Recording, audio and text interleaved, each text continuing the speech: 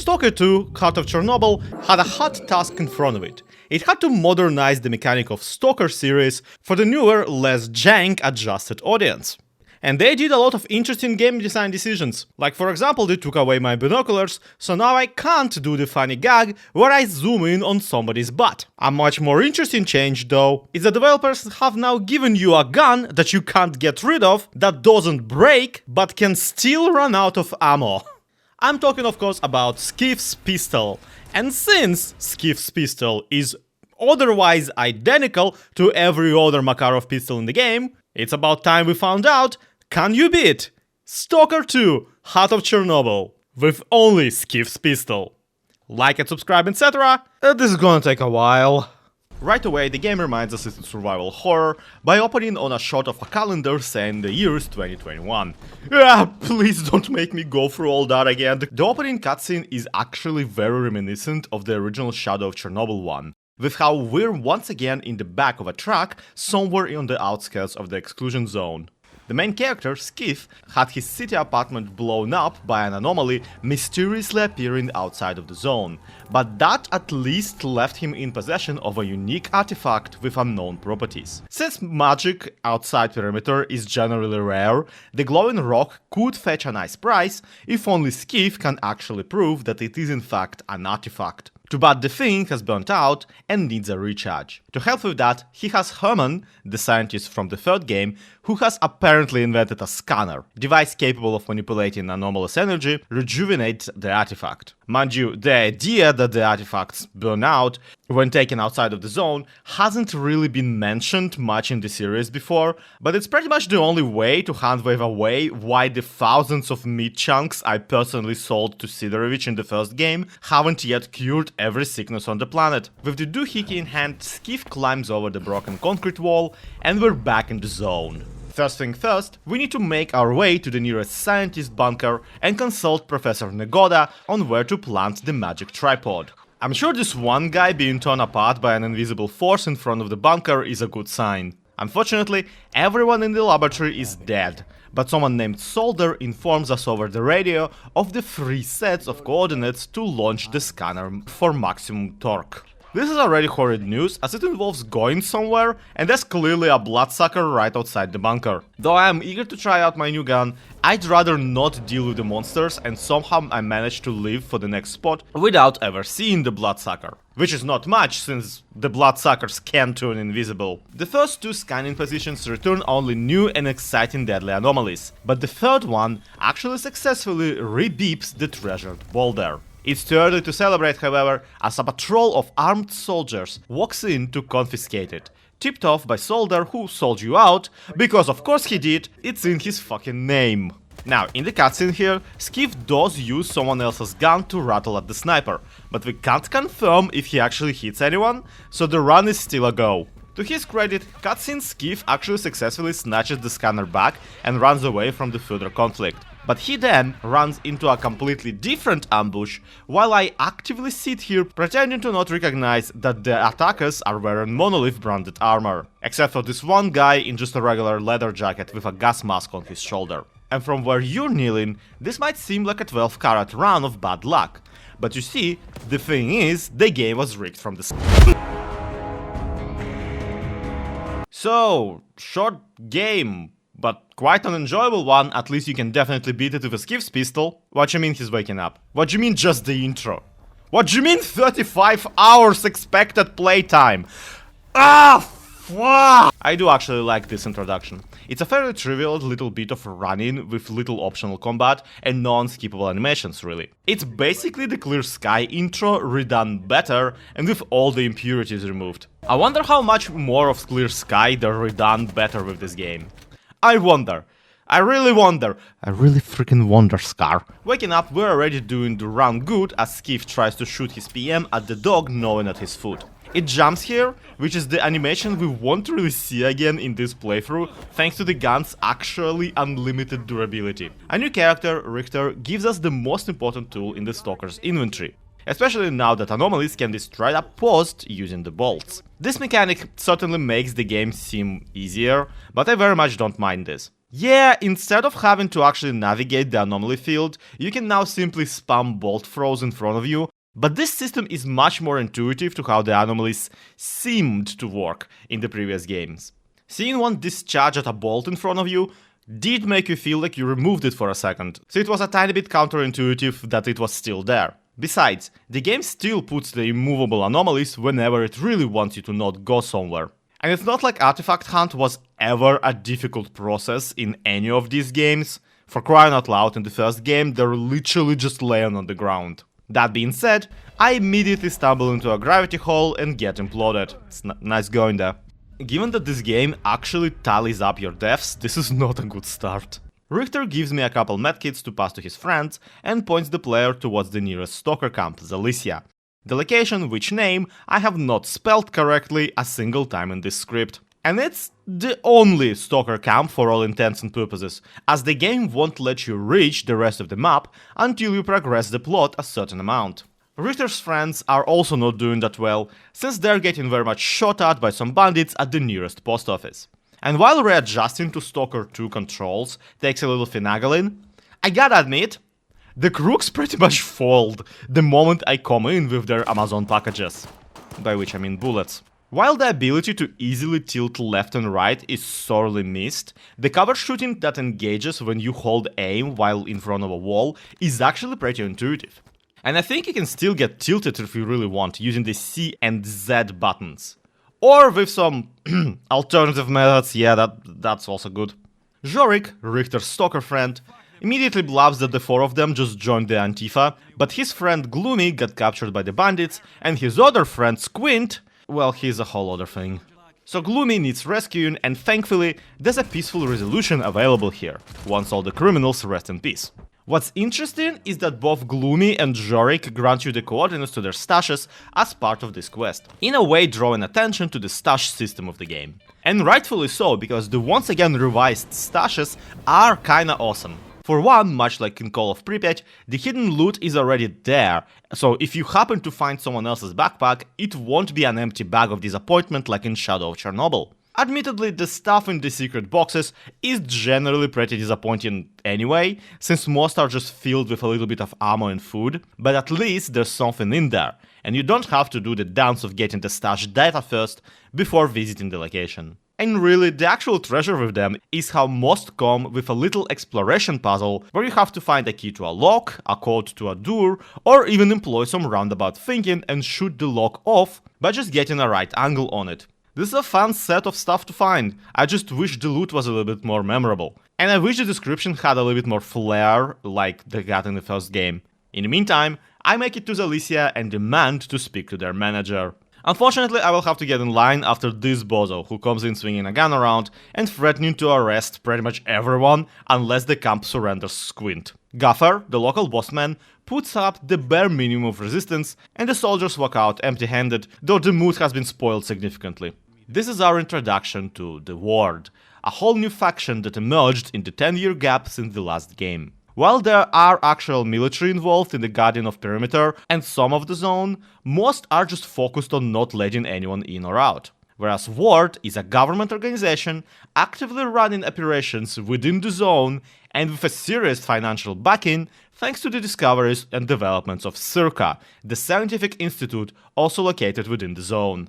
The sheer firepower behind them was enough to barge onto the stalker scene and establish themselves as the dominant faction, forcing every other group into a peace treaty. And while they're not too eager to wipe out the rookie village of Zalicia, their methods are pretty in line with, well, doing exactly that. You can ask them for help with solder problem, but I decide to side with Gaffer instead, because I simply like the guy. Also, his name in Ukrainian dub is Batya, which means father, so I'll be calling him daddy for the rest of this video, I'm so sorry. Turns out, the whole slap fight is over a stalker named Squint, who is a friend of Richter's. He essentially found some Ward corpses and poached them for all the valuables, including the sensors recording everything the soldiers do. Gaffer and Richter refuse to give up his location, primarily because they have no idea what it is to begin with. Which is hilarious since I played this before, so out of the three of us, I am somehow the most informed one. What I have no idea about at this point is whether I can actually find him there, or if the game progression logs that behind completing the antenna aligning missions that the gang sends you on to help locate Squint's PDA. Turns out, nah, you really can't just accidentally stumble into him on your own as soon as you're done watching Gaffer get a token from the ward. The guy says he wants out of the zone anyway, he just needs to get an artifact to help with it, and one should be in the cave below the windmill where I found him. My guess is he wants to bribe someone with it, because the weak chemical protection that the moss artifact offers will probably not help with crawling through a poison swamp. The cave leading into the anomaly also has a bloodsucker in it, whom I avoid fighting entirely because whatever movement upgrades they pumped into these beasts have made them absolutely impossible to deal with. It's bad enough the monster basically doesn't drop his invisibility clock anymore, they now realized that becoming a smaller target means getting shot less, so between attacks they run all scrunched up, possibly on all fours. Add to that an insane boost to the amount of health they have, and frankly, I don't have enough patience to deal with this scrangly jump scare monster. At least the idiot still hasn't learned to climb ladders. I trade the artifact for the ward sensors and bring them back to Richter, who happily rats out not just who Soldier is, but how to most easily find him. But before we deal with him and leave Zalicia, I want to knock out a few local side quests, because I think they're fun. For example, the barman named Warlock, who as far as I can tell is not an actual warlock, wants me to go check on some guy who owes him money. The guy has a hideout nearby where some other fellas are already cornering him. Now, the trick about the situation is that the debtor does have a plan for it. He just happens to be on the wrong side of the door to execute it. If you talk to him on behalf of the goons, he admits there's a stash on top of the nearby water tower. But once you get there to fetch the payment, the only thing in the bag is a gun with a nice scope, which of course would be very convenient for sniping off the goons that came to kill him. What he didn't account for is that I'm not going to use it and can't actually reach anyone from up there with a PM. So a ground level shootout breaks out, where I actually do pretty okay with just the Makarov pistol. Turns out he never needed the good expensive gun to help with this situation. Which is to say, I'm not giving it back. Another interesting quest is to help someone named Mitai recover an orthodox icon from the anomalous zone, known as the Poppy Field. As pretty evident from the name, the damn place makes anyone who walks in fall asleep, and kinda just stay asleep until they die of nap time. There's actually a man living near the anomaly whose whole business in the zone is to gather equipment from the corpses in the Poppy Field and selling it for profit. Mind you, maybe he should knock that shit off, given that his speech pattern clearly has already slowed down to a crawl. Instead of helping him with the whole vulturing business, I just buy the location of the basement with the icon and waltz in, chugging energy drinks. It's a pretty interesting sequence too, with how you hear the voices and memories of people who once were there, including Mitai's own mother. They were here before the Chernobyl evacuation even, a somber reminder of the original tragedy this place is built on. And then Mitai pays me for the icon barely the same amount I paid Pomor to get the coordinates of it. If anything, he still owes me money for the energy drinks. The pistol gets more use in the next bit, when a stalker named Nightingale asks me to help him shoot down a pack of blind dogs to collect a weird tracking collar from one of them. I actually had to skip this in my own playthrough, because Nightingale glitched out and just wouldn't talk to me. And, well, he sure seems still glitched to me, but at least differently this time. The reason his head seems to be smoking here is because he lit a cigarette before we started talking, and I guess his head's been boiling ever since.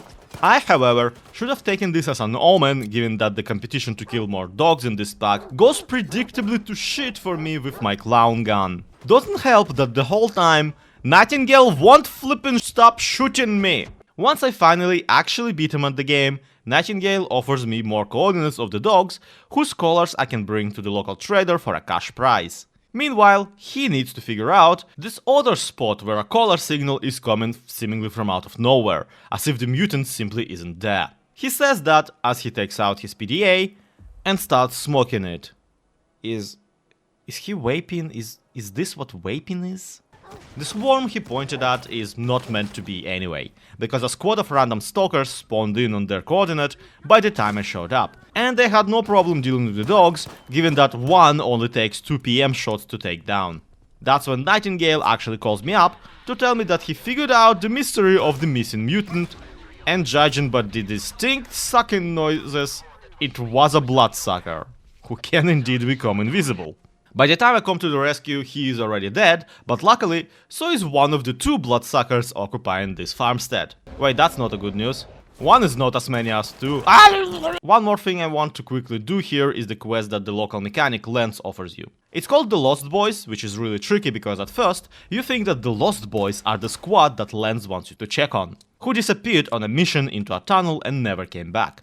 Admittedly, it's very hard to come back when most of your bones are displaying the symptoms of getting crushed by a poltergeist. Perhaps the biggest symptom here is the corpse of said poltergeist laying nearby. The one survivor I find though is convinced that it was a monolith soldier who levitated a guy into a wall so hard his body became jelly. He says another survivor was taken away by the monolithian and points me to where they must have went. I follow the trail to the hideout hut and, true to the rumors, discover a captive stalker wiggling on the bed. He mumbles something about the attic and slowly starts levitating out of the bed. You know what, maybe the monolith do have telekinesis. In the attic I meet the nymph, a soldier really dressed in the monolith urban camo. He confirms that he did actually try and save the stalker squad from the poltergeist and took the one guy too injured to live here to help him recover. But our conversation is interrupted by a new group of loners shouting from the outside. They've come to back me up, which is very sad for them because they won't take no for an answer and insist on killing the monolithian, as well as me now that I offer. Trying to talk them down only makes the group attack you, and since the damage from the gun has not fallen off yet, we have now killed 5 people to rescue 2. Not that the zone has a shortage of guys, mind you, but a really multi-truck drifted this trolley problem is all I'm saying. Talking to the nymph again confirms that he will just see to the wounded stalker and continue his way to the wild island where turns out a lot of reformed monolithians hang out. See, you thought that the Lost Boys were the boys that Lance has lost. But actual Lost Boys are the monolith members now that the main transmitter got shut down and they roam the zone with no memories of their past, trying to find a new purpose for themselves. Actually, the real Lost Boy is me, because where the fuck am I? How do I get out of here? Despite me siding with the former mass murderer, the Zalisa traders now all become friendly to me, meaning their guide will also lead me to bases I previously visited for free, if only I visited any. So yeah, let's get back to the main quest and get this done. Remember the regular military guarding the perimeter? Turns out, they hold control over the Sphere, an installation capable of scanning the zone for anomalies. That's how our guy Solder was able to sell the scientist coordinates for the scanner positioning. For helping Squint, Richter gives you a key to a tunnel where the army's been wheeling and dealing. Hilariously, the only thing this tunnel gives you, besides a code for a completely different tunnel, is a note confirming that yes, 10 years later, Sidorovich is still an asshole and nobody likes him. The real discovery I make here is that you can input the numbers into the code log using your keyboard instead of clicking the buttons in game, which can get pretty annoying. Another thing that gets really annoying here are the rodents that the zone is remarkably rich in. It's bad enough with the jumping Tushkana rats that go down in one shot, but are pretty cumbersome to aim at. There's actually a second completely different kind of a rat in the game, which is actually a swarm of regular rats acting as a single entity, pulling at you like in that one cutscene of Shadow Chornobyl. Epic as this looks, this swarm is really hard to deal with unless you can toss a grenade into a pile. Sniping them off one by one with a handgun will work eventually, but you'll waste all of your bullets in the process. So no wonder I just ignore the animals even if they bite me, and then also proceed to ignore the soldiers even if they don't. Mind you, stealth seems perfectly doable for this room, I just give up and start running. Still, I didn't have to shoot anyone until I reached Solder's workroom and consequently the cutscene. Who the fuck are you? This gives us a delightful bit where the in-game characters both admit that the Makarov pistol is garbage that gets jammed all the time.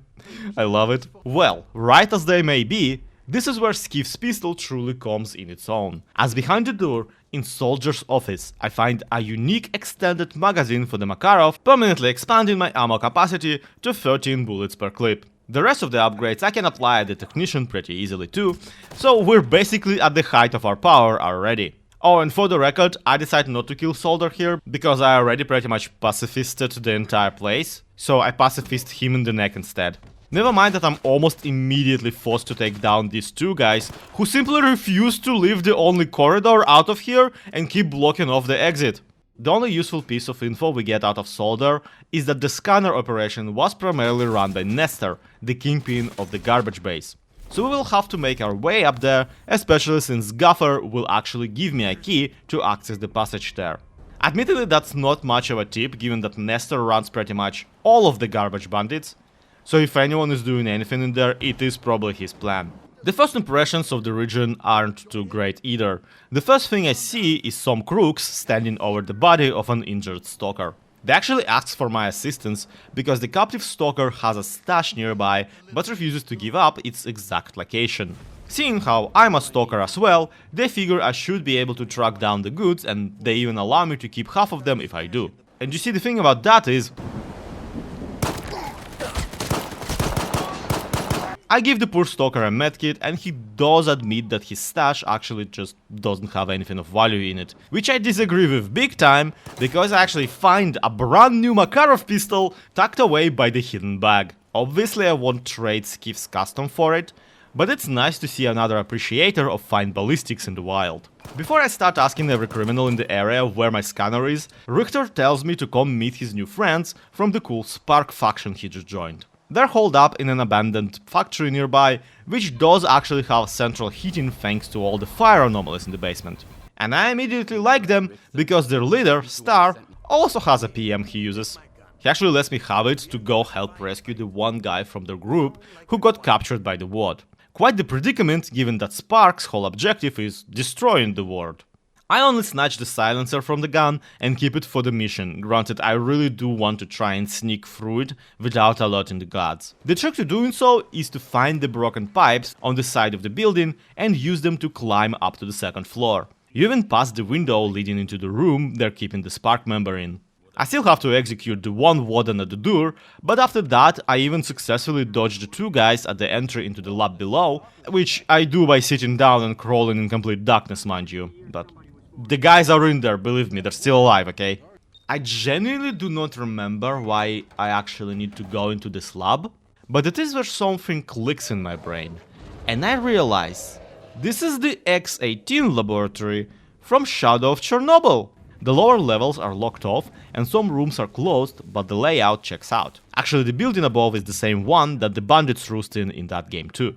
So in the revision of the game, Garbage Area was merged with Dark Valley, as well as Sota tuned 90 degrees in a few places. This begins an interesting trend, where a lot of locations in S.T.A.L.K.E.R 2 are places from previous games, recreated and moved around a bit, which can be a little disorienting, but I actually like a lot. The more detailed layouts feel like a good and interesting expansion on the originals, and the general shuffling of the map makes exploring it really fresh for someone who's already played like 20 different mod packs that just use the original maps. Regardless, I find a random tape recorder that informs me of a mechanic working for S.T.A.L.K.E.R, as well as some documents outlining the blueprints of a contraption that I seem to recognize as the monolith projector. My nostalgic reminiscing is interrupted by a bloodsucker, and as they do, the creature locks me in the bathroom stall, where I violently take my last stand. I have a pretty bad time, but not nearly as much as whoever went here before I did. Wow, that toilet is like drenched in blood. Average IBS experience. That's when another Spark faithful calls me upstairs, where he's fighting whatever wardens I haven't killed yet. I'm not gonna beat around for a reveal here, this is S.T.A.L.K.E.R. Yes, like in The Lion King, but also like in the Stalker Clear Sky. I thought maybe it was a different guy with the same very common nickname, but the game pretty much confirms it later, despite him not really looking that similar to the original character model. The guy makes quite the entrance, where he uses a jerry-rigged milk jug to unleash an anomaly onto a squad of ward soldiers chasing him. Before I can upload him though, S.T.A.L.K.E.R disappears into the corridors, but chasing him would actually be a mistake, since there's an ecologist suit hidden in a room to the side. I swapped my mercenary outfit for it, even though the bullet resistance on this item seems inferior. I just like the orange more, honestly. Now that I'm out of Zalicia, I can actually do more of the special journalist quest that comes with the pre-order version of the game. This DLC adds an extra set of special stashes from a mysterious benefactor that are marked on your map almost from the beginning of the game. But the only one of these I'm really interested in is the one that has a unique sunrise suit referencing the previous games, the tourist outfit. It actually is available in the original Stalker, where it had the same quality, allowing the player to raise their maximum carry capacity. But since then, apparently someone spray painted the outfit bright yellow, which is exactly why I gotta have it. You can actually see your body a lot in this game, and it's funny every time I'm reminded that I'm basically wearing reverse camouflage. My next goal is to reach the Slag Heap, the main Stalker base in the garbage area. Their technician, Diode, was the one walking scanners for Nestor. But Nestor himself has disappeared recently, and in his absence I have to consult the repairsman on what to do with my situation. And the only place to look for clues is Diode's old workshop. And he's right, the malfunctioning scanner he left there has since zapped a couple fresh crooks, one of whom has the keycard that only Nestor had. So yes, once again, Nestor is involved with this scheme that Nestor came up with. I'm glad that we confirmed it for the third time in a row. The next main mission is literally to just climb a pile of garbage over the Slag Heap to see what's in Nestor's old stash. But at least it has a cute moment here where Richter is already up there, not even doing anything, just kinda dancing and enjoying the view. I like it, he calls you pretty, it's cute. No offense, Skif, but your face is nowhere near as pretty as the view around here. The scheme they're running actually involves Herman too. He would, right off, have functioning scanners at Circa, Nestor would dig them up at garbage, then drain the radiation from them and reuse them for burnt out artifacts behind the wad's back. So I can go check out their dig site, or I can go look for clues where they dropped off the scanners. So of course I wanna do that second one, because they used radiation artifacts, and I have yet to find any useful ones myself. Indeed, there are 2 anti-radiation nuggets chilling in the back of an old van in the old car pile near the base. But to get to them, I have to climb all over the place, surrounded by Toshkana mites. Naturally, I can't be bothered to actually aim and shoot at them, but that comes in handy, because as soon as I find the pile of anomaly scanners, a group of bandits moves in and is immediately swarmed by the rodents. Yes! Attack my rat children! Get their asses! I join the rat war on the side of the rats and get to pick up a PDA from one of the corpses, leading me to Varan, another mob boss of the garbage dump, whom I can't wait to meet and charm. Since I'm running all over the place anyway, I grab the Budmo quest. This is where 2 drunkards at the Slag Heap ask you to deliver vodka bottles to 3 of their stashes so their artifact hunter friend can cure himself of radiation poisoning. It's actually a kind of sweet moment where Panas, the stalker they want to help, meets you at whichever stash you visit last and tells you that he can't actually have vodka because he recently quit drinking and wanted to follow his dream of traveling the zone. He pays if you give him an anti-rad, though his alcoholic friends get mad at you for it. But these shenanigans aren't getting my gun any exercise, so let's get to Varan's whole operation. On the way there, I actually hit a bandit ambush where a gang accuses you of killing their friend whose corpse is already laying on the ground. They don't even call him by the actual name, by the way. This setup is pretty blatant. The gang demands money for a funeral of their alleged friend, and I refuse, but do grant them some grave services. Reminded that my gun does indeed steal gun, I approach the base plant of the Mafia, which, yes, is the exact same plant that Borov from the first game occupied. Though the new guy is much more relaxed about visitors. You can even have a chat with his subordinates, and I used to have a dog. He always tried to look scary, but couldn't help pissing himself anyway. I wonder why I'm thinking about him just now. And I mean, I am wearing yellow, but the thing about that is...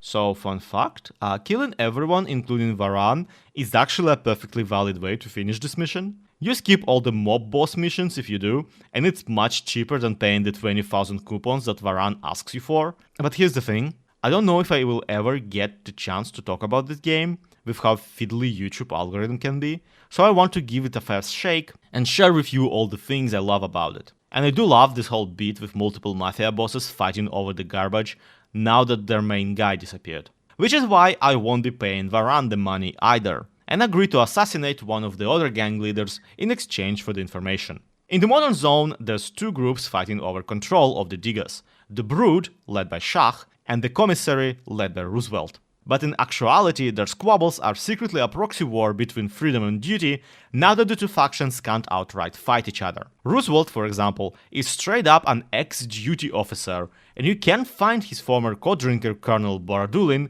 to get some insider info on the guy. I really like how this is your introduction to the modern duty. A drunken, pathetic officer, still salty that freedom is doing so well, and just wishing that he could return to the days of shooting some guys. Connor only agrees to help you if you hunt monsters with him, and sure, some flashes and boars shouldn't be much of a threat. But turns out a pistol doesn't do super well where a shotgun should be, and for ruining his hunt, Borodulin tells me to play hide and seek with him. With guns. I agree and then just hide behind a wall while this guy utterly fails to locate me. For my trouble, Colonel bestows on me the wisdom of sneak into their base by sneaking into their base. And I decide to shoot him in the head for the time wasted. Somehow this only downs him for a time and he can't seem to die, no matter how many shots I take point blank at his balls. This is the most confusing moment the game could have chosen to make this character essential and unkillable. Shah also has a way you can get into his base without much hassle. What you have to do is take the mission from the S.T.A.L.K.E.R trader to track down a shipment that the Brood gang is expecting. It was supposed to be already passed to them at a nearby hooter, but all you find there is a pile of corpses, one of which leads you to the guy who stole the box. This is supposed to be another shootout or a stealth section, but the hilarious bit here is I have already visited the location previously and knocked out the planks and locks holding the doors in place. So on the repeat visit I just walk directly into the room where their leader is hiding, and he gives up the case without any fuss. He even throws in the coordinates of a Brood stash containing Shah's personal gun. The way to gain audience with the bossman here is to fetch that gun and show it to the guards outside, pretending that you're returning it. The gun's name, by the way, is Shah's mate, which is a pun that gets completely lost in translation. Shah in Ukrainian does mean, well, Shah, like the title. But it also is the word you say in chess when you're one move away from beating your opponent. It's check. Shah's mate, therefore, would be checkmate. Which is entirely too clever a name for this character. He's not a freaking Grossmeister here. He's an actual insane person with homicidal tendencies. And since talking to him leads to you fighting no matter what, I decide to skip the extra walking and just go in on the Brood guns blazing, or at least guns whatever the PM is doing here. And because I already demolished Shah, I show no favoritism and do the same with Roosevelt and his gang. You can in theory sneak into his house like Borodulin told you and get an extra conversation from the guy where he offers you some money not to kill him. However, gun go brr, so... What's funny is both the mob bosses are still wearing the faction armor, so I don't know who they think Freedom and Duty are fooling with this charade. Presenting both PDAs to Varan earns me a ticket into his basement, where Nestor's corpse is accompanied by the body of someone named The Last One. His PDA is of older, monolith type design, though it has a bullet hole through it, so we can't read his saucy emails. But walking out of the room, I am greeted by Varan, who is the second person today to tell me that the game was rigged from the start. You'd think me bringing him the heads of the two mob bosses would tip him off that I am not an easy person to murder, but here we are.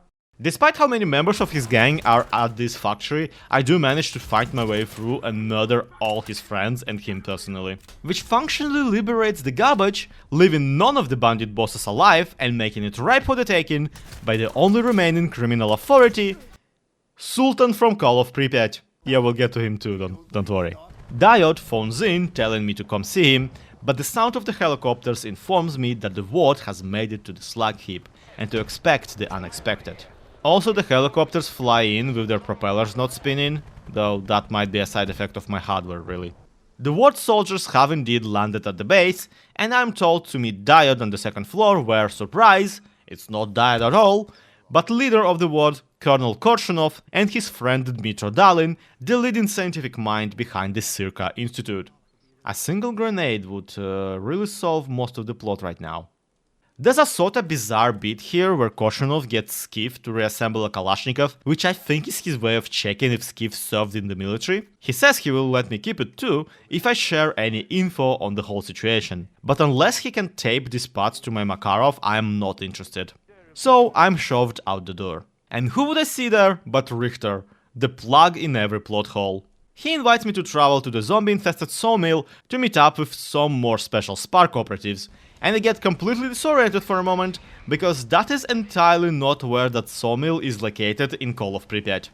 Luckily I make it there just in time for dinner, and showing the unusual PDA to S.T.A.L.K.E.R confirms that it is in fact a monolith thing, so I should talk to some monolithians. Luckily there's a whole island of them nearby, if only I can bribe my way in. S.T.A.L.K.E.R also goes off talking about something he calls the Shining Zone, and I like how one of the chat options here is, what were you talking about? Because like, yeah dude, what? Before I commit to the wild adventure on the wild island, I decide to give my gun one extra test that became a staple on this channel. Quite sad because an actual stapler would probably do better than this. Yes, having tried Skif's pistol against every bandit on garbage, we are now going to measure it against a pseudo-giant. There's one available with a very specific quest, so we're off to Rostock to pick it up. Rostock is where the bar and the duty base used to be back in the shadow of Chernobyl. By now, however, the place has been taken by Freedom and became a bustling marketplace with more bars, more traders, and most importantly, the one guy named Ragman, who can sell me armor-piercing ammo for my pistol. The difference in damage between the regular rounds and these is pretty much night and day, and it's actually not sold in large numbers. So the sooner I start stockpiling them, the better. The only remnant of the duty in the area is this writing on a wall saying "Go your own way, S.T.A.L.K.E.R" in Ukrainian. Which, yes, is alternative dub version of what in English was Get out of here, stalker. and it's in exact same hangar where the glitched voice line god used to be. I love this game series so much, y'all.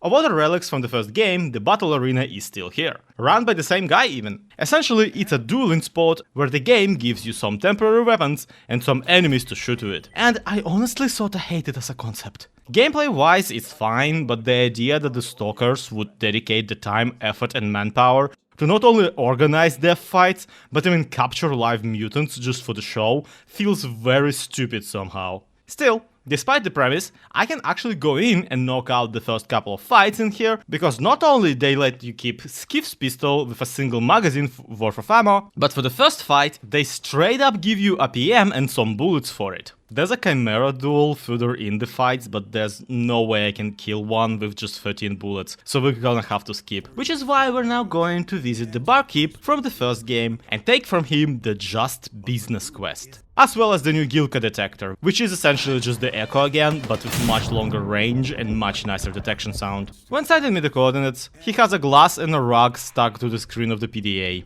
Just felt that that is important to mention. Before leaving, I notice a line of Freedom members leading to a small kiosk where the faction is handing out freshly baked bread for free. I even get a loaf as a kind gesture and decide to keep it for later in case S.T.A.L.K.E.R ever decides to have a campfire toast again.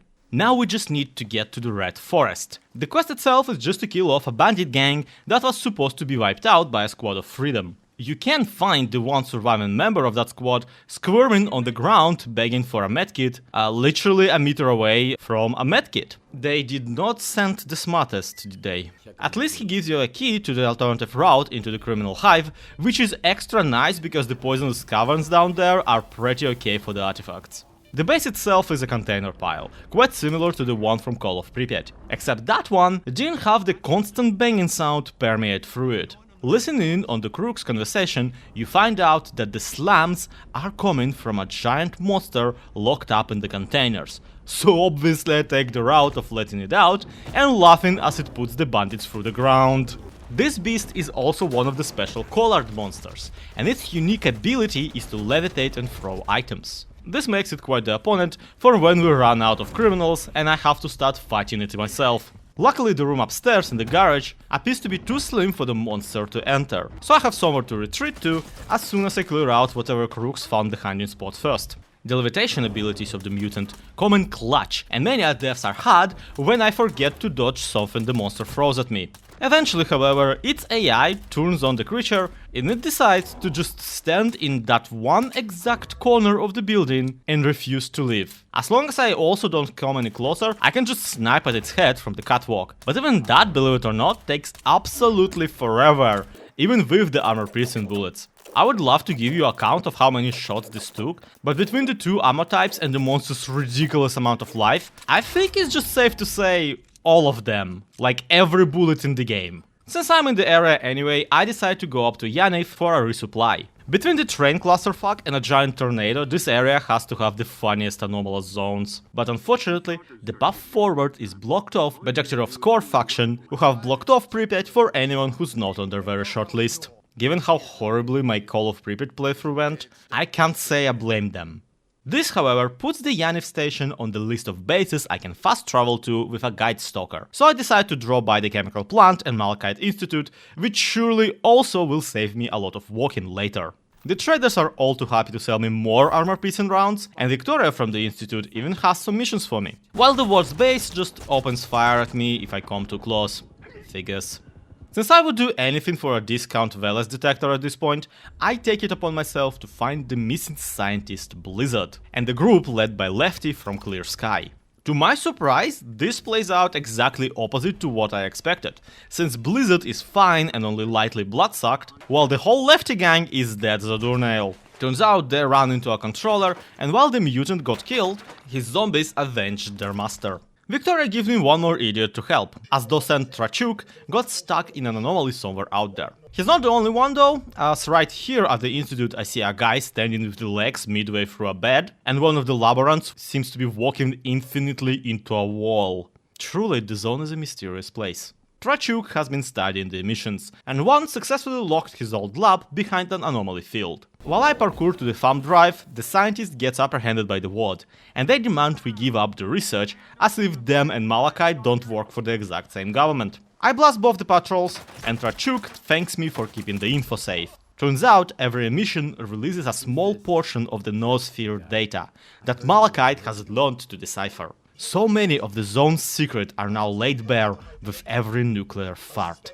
I may have included this mission in the video just to get to say that line. Regardless, my work with the smart people means I can afford buying the SSP service suit, which is immediately better than mine, if only because it has 4 artifact slots right out of the gate. What's interesting though, is that these artifact slots can be upgraded at their technician, so that the suit blocks off any radiation that the magic rocks produce.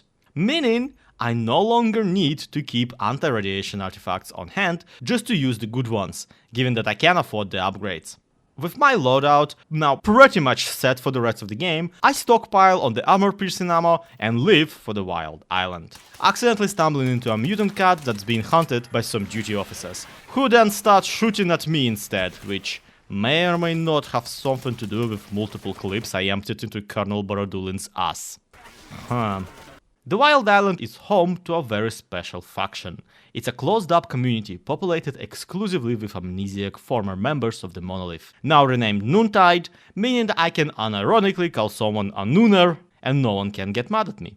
My way in is by helping track down a container they failed to deliver, so I grab the case from the corpse and parkour my way through the marshes. The locals aren't super happy to see me, but the resident scientist Professor Lodechka figures I can actually help with the bizarre anomaly that flared up in the middle of their waste processing station. He tells me to talk to some guy called Dubny, but when I walk in, he's occupied having an argument with another Nooner called Faust. Except the guy is clearly still downstairs, where I can't actually see him. So whenever he speaks, the camera just pans face first into a wall. Behind the poisonous fumes of their nuclear waste hangar, we find Strider struggling against a rogue scanner. I give him the rundown on what a scanner even is, or what this one does, and Strider is so shocked, he switches voice actors midway through. The force that used to control us guarded its tools jealously. There used to be a database that tracked every monolithian PDA out there. With all of their collective brain cells, the Noontiders agree that the type of monolith PDA I found could be tracked through the psi fields. Why there's an antenna like that right on top of their roof? Though someone turned it on and it already zombified a guy. It's actually a side quest to flip it back off, with or without killing the zombie. Unfortunately, my choice to leave him there, in hopes of reversing the process, has no bearing on the story. You'll see. To get a clear signal from the PDA network, I have to fetch some equipment from the nearby waste processing station that the Noontide are using to convert nuclear waste into electrical power. Professor has high hopes for sustainable energy, but I'm guessing it takes a lot of artifacts to run. Unfortunately, the station is all messed up too, having been attacked by a controller. Being extra susceptible to Psi influences, only 2 of the Nooners survived, Bluish and Jumper. Both lightly tingled in the brain, but at least not converted into zombies like everybody else. Their supervisor, North, has been suspecting that the Faust friends have smuggled something into the station, but he didn't suspect it fast enough, so he's dead too. In the spirit of keeping hope alive, I decide to try and complete the mission without hurting any of the zombified Nooners. Not that it gets actually addressed anywhere in the game, except when I reach the room with the controller and can't even hit the guy through the Noontider mid-shield. The basement actually has 3 doses of Psi block laying around, and 2 of them are behind a hole in the wall that the zombies can't get through. So this encounter not at all as hard as you'd expect. Also, I swear a few times zombified stalkers started shooting through their own boss. After I put down the creature, to prove the power of Skif's pistol more than anything, I am rewarded by Jumper and Bluish with a code to the group's stash, which primarily consists of weapons and ammo for those weapons. Thanks guys, once I figure out how to cram rifle bullets into the handgun, I'll call you. Now that the Psi Woblin tuned down, Bluish and Jumper make it to the exit, but that's when all 3 of us are met with a mercenary called Hog, who I swear I've met in the previous games, but can't for the life of me actually remember what he does. Hog has strict orders from Dubny to take out the mutant and clear out any witnesses, which is quite unfortunate because I too am a witness. This can only go one way really, so I'm forced to wipe out his whole squad, which raises the question of how he has even been in the business this whole time, if a guy with a PM can so easily take him out. Stalker 2 does this quite a bit, where you get a surface level cameo from minor side characters from the previous games. I can't be mad at this really, because in a lot of cases the original characterization of these people really was just some guy holding a gun, but it is a little sad that mostly your interactions here will just be you killing them. Never mind that, there's a much better Call of Pripyat callback nearby, as the horrible Burer tunnel from the hunting missions still has a Burer in it! I should not be celebrating this, these guys are pretty tough to fight. I like too that this time it's only 1 Burer, implying that in this timeline, Degtyaryov took the quest from Trapper, but only killed 1 of the monsters and then decided, nah, I'm good, and left. Can't say I blame him, since between the games Burers have learned to levitate multiple guns at the same time, while also shooting them. This makes them a pretty hard opponent unless you completely sweep the area and pick up every broken rifle that usually line their layers. This is actually where Skif's pistol showcases its one good property. Being marked as a quest item for the whole duration of the game, it cannot be dropped, or in this case, cannot be pulled away by a Burer. So running in the open as soon as the short stack lowers his gravity shield is a much safer strategy than you'd expect. Still not a safe one, just safer. When I return to the Noontider base, I walk in on a scene of mom and dad fighting as Faust, who's been sort of religious leader to some of the lost boys, is whining at Strider about how much better things were back when his monolith girlfriend was real. Given that Faust is blind, it's no wonder they don't see eye to eye, so him and his flock walk out of the base and seemingly right into an mission. That can't be healthy. For helping the group and being all-around chill guy, Strider rewards me with his sniper rifle. Oh buddy, that's unfortunate. There's a somewhat slim opportunity here to take up a side quest from Quiet, the one Noontider who left to become a trader. The premise is that Sidorovich has ordered from him a unique monolith transmitter, but the Noontiders are fresh out. Still, a stalker recently found one of the old labs right there on Cordon, except that he was last seen walking right into an army patrol. So yeah, the reason I really want to do this mission is because it's the quest to once again purge the army block post on Cordon. We already done it in Shadow of Chernobyl and Clear Sky. How many times do we have to teach you this lesson, old man? Approaching the place like in Shadow of Chernobyl actually still kind of works, even if they finally removed the easily climbable toilet. Despite it, taking the military from the back works out pretty great, even if the spot I actually need to get to is all the way on the other side of their base. The army grounds don't pose much of a challenge, even if I have to bandage up every half a second. I think what made this suspiciously easy is the combination of overleveled suit and armor piece and bullets. Or maybe it's just me getting used to the pain at this point. I don't know. Once I find the room they tortured the guy in, I deduce that he couldn't have gone further than the rookie village, what with all of his toenails removed. So this whole thing has been rather pointless, and I just find the guy at the local medic. Wolf, what the fuck are you doing here? I thought you died at the army warehouses. The sick guy screams the tunnel access code and then starts ominously levitating off of the bed. Before the man assumes the full power of his new mutant form, I leave for the laboratory tunnel. There's a few zombies here and some scientist corpses with info notes. Apparently the laboratory has had a problem with power surges interfering with their work. And sure enough, I find one of those power surges floating around, being a poltergeist and everything. The electric nature of the Tesla floater is somehow providing power to the very psi lamp that I came here for, so I have to take out the creature to actually shut down the brain wobbler. As per tradition, Siderich pays pennies on the dollar for the quest, but the real reward are the bragging rights. And now that the last Noontider has outlived his usefulness, I can move on with the plot. Don't worry about it, it's fine, they'll be fine, I promise. I reach the WAD outpost to install the tracking emitter, but all the WAD officers have already been dealt with and now Noontide exiles block my way. Even their medic, Foma, starts sniping me from the tower as soon as I get the keycard to his nest. Once I finally climbed up to him, he confirms that it was him who set up the anomaly scanner at their base and that he's working with Faust to once again bring the ward of the monolith back to life. I nod along to his wiggles and turn to plug in the nightlight, which finally lets him die behind my back. I then also throw his corpse off the roof for good measure. The Noontide Splinter Cell has some plans concerning the Icarus base all the way in the Zaton area. So now we have to go to the one side of the zone I haven't already mapped out. But not before I also get to drop down from a great height, since following the yellow planks here actually aims you directly at a fall dampening anomaly. These are so fun. Now, don't ask me how, but I then ended up at the duty base in the cement factory. True enough, everyone here is marked as hostile to me, which doesn't actually mean they're hostile, but does mean their prices are unreasonable. Turns out I can reset my reputation by talking to their leader, General Voronin. I have to pay a small fee, but this means we now know that it costs exactly 1500 coupons to shoot a duty colonel 23 times in the balls. The Icarus station is actually a lost cause for me anyway, given that even Star admits that I won't be able to break in. Instead, he pulls me away to the Izumrudnoye Pioneer camp, where his group has already cracked the WAD frequencies and are listening in.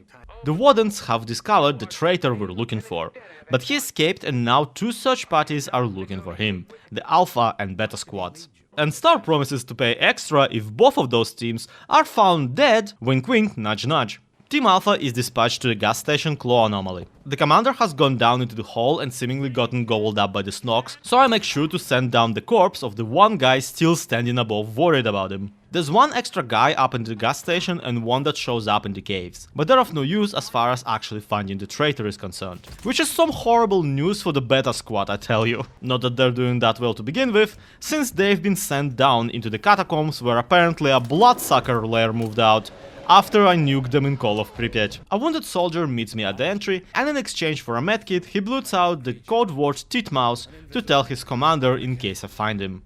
I thank him with a bullet to the face and get him to the tunnels below, where indeed there are a few napping bloodsuckers whom I managed to avoid at first. Sometimes this game really feels like it's playing all the hits, doesn't it?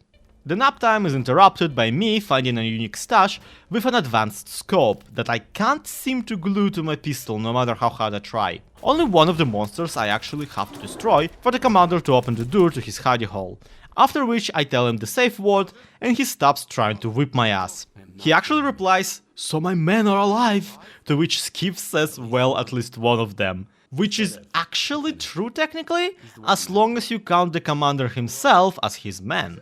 But yes, the guy spills the beans on where the traitor went, meaning he outlived his usefulness and I get the satisfying ding from completing the mission to eradicate the WAD squads. I then spent what feels like 30 minutes stumbling around knee-deep in bloodsuckers looking for the exit. I don't even try to commit to fighting them, since I genuinely can't tell how many there are or if any of my shots actually land. I really don't envy anyone playing this with the usual first-person shooter outlook, where they don't realize that they don't actually have to kill everything that moves. That must be such an insane waste of bullets. Getting out of the catacombs, I meet a squad of SPARK operatives, who apparently also have been helping to cool the WAD population. Oh, that would have been quite disheartening if I took the pacifist route. I catch the WAD traitor already midway through launching his big super antenna, but in a cruel twist of plot, I actually do it for him, just to get a hint from Faust on where to find him. The hint is as blatant as ever. On a boat going nowhere, there's a guide trying to stay afloat. And then he just bluntly tells me to find him at the Clear Sky base. There's not too many boats going places across the zone, but the two most stuck in the rut are Shevchenko and Sultansk, the two Stalker bases. And yes, you heard me right. Sultansk, not Skadovsk. Turns out, after the events of Call of Pripyat, the bandit boss Sultan has successfully taken over the Skadovsk base and run Beard, the artifact trader, out of business. This is of course a pretty big deal to me, as I distinctly remember leaving Beard in the best possible position and siding with him on every quest. So I go to Shevchenko just to ask him how he managed to mess it all up. Naturally, who else should I find on board than Richter, getting drunk on the local liquor. And I mean that literally. I'd rather drink water from the river than the booze they got around here. He admits he doesn't actually guide people around anymore, but even if he did, he doesn't actually know the road to Clear Sky Base. But he does know a guy called Nimble, who can lead me there as long as I don't mention the weird Snork gas mask on his shoulder. A Snork gas mask on his shoulder. A gas mask on his shoulder.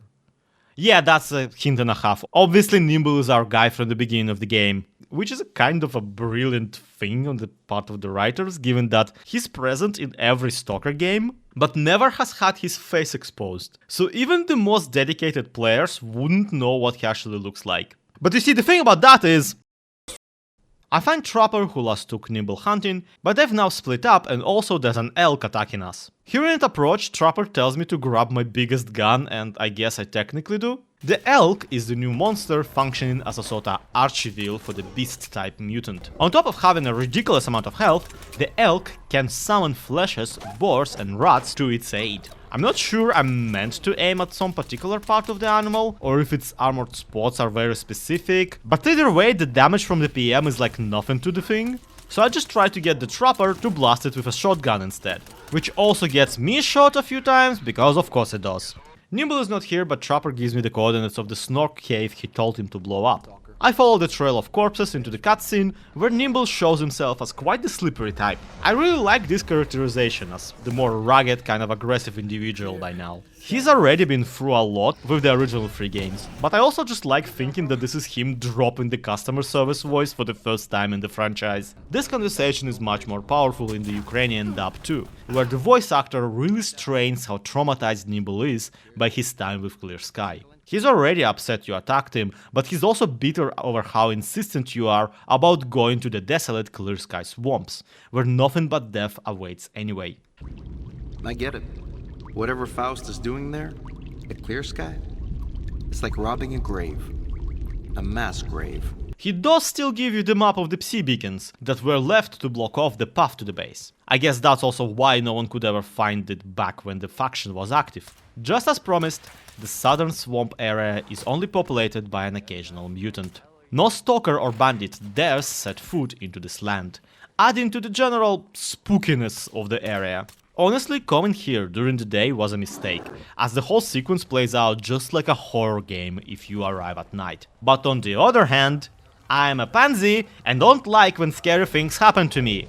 The 4 Psi beacons I need to disable are spread over the landmarks from the original game, and each one also comes with a voice recording if you come close to pull the flash drive. I say if here because you can actually just snipe the glowing bulbs from afar, and I checked, that counts. But you do miss out on the recordings captured in the Psi waves. The first one is just Professor Kalancha spelling out what the beacons do. But the other 3 contain Faust, back when the monolith broadcast was first shut down, slowly coming to terms with him being alone in this world. He was the voice of the monolith to his troops, but now that the guardian of the shiny rock is gone, he is lost and disoriented, feeling like he's been abandoned by the god he was convinced was real. But this wouldn't be a Stalker game if the Psi-active areas didn't attract Psi-active monsters. So if you really want to listen to the sad Monolith podcast, you will have to fight a Bayun cat at the church, a controller at the fuel station, and a pack of Psi dogs at the burnt farmstead. Though for me the pack actually encounters a bloodsucker and then gets it stuck in a fire anomaly, so I just watched the Ghost Rider showdown take place. The final beacon seems to be on the same tower you climb as S.T.A.L.K.E.R in Stalker Clear Sky, by the way, which is pretty cute nod to the originals. Though this whole sequence is basically the writers trying to give Stalker Clear Sky a once-over and make it look cool. When you finally reach the completely destroyed base, and the mission begins, forcing you into the open basement where you finally catch up to Faust. He doesn't fight you, even if he says nothing but anger remains in him after the decade of quiet monolith. And while Skif is very much focused on the scanner from the beginning of the game, I can't help but stare at the noosphere projector in the background, transmitting death messages of the stalkers. Oh my god, so many of them died of ligma! The implication very much is that one of these projectors used to communicate with sea consciousness representatives has been hidden here all along, even during the events of the original Clear Sky.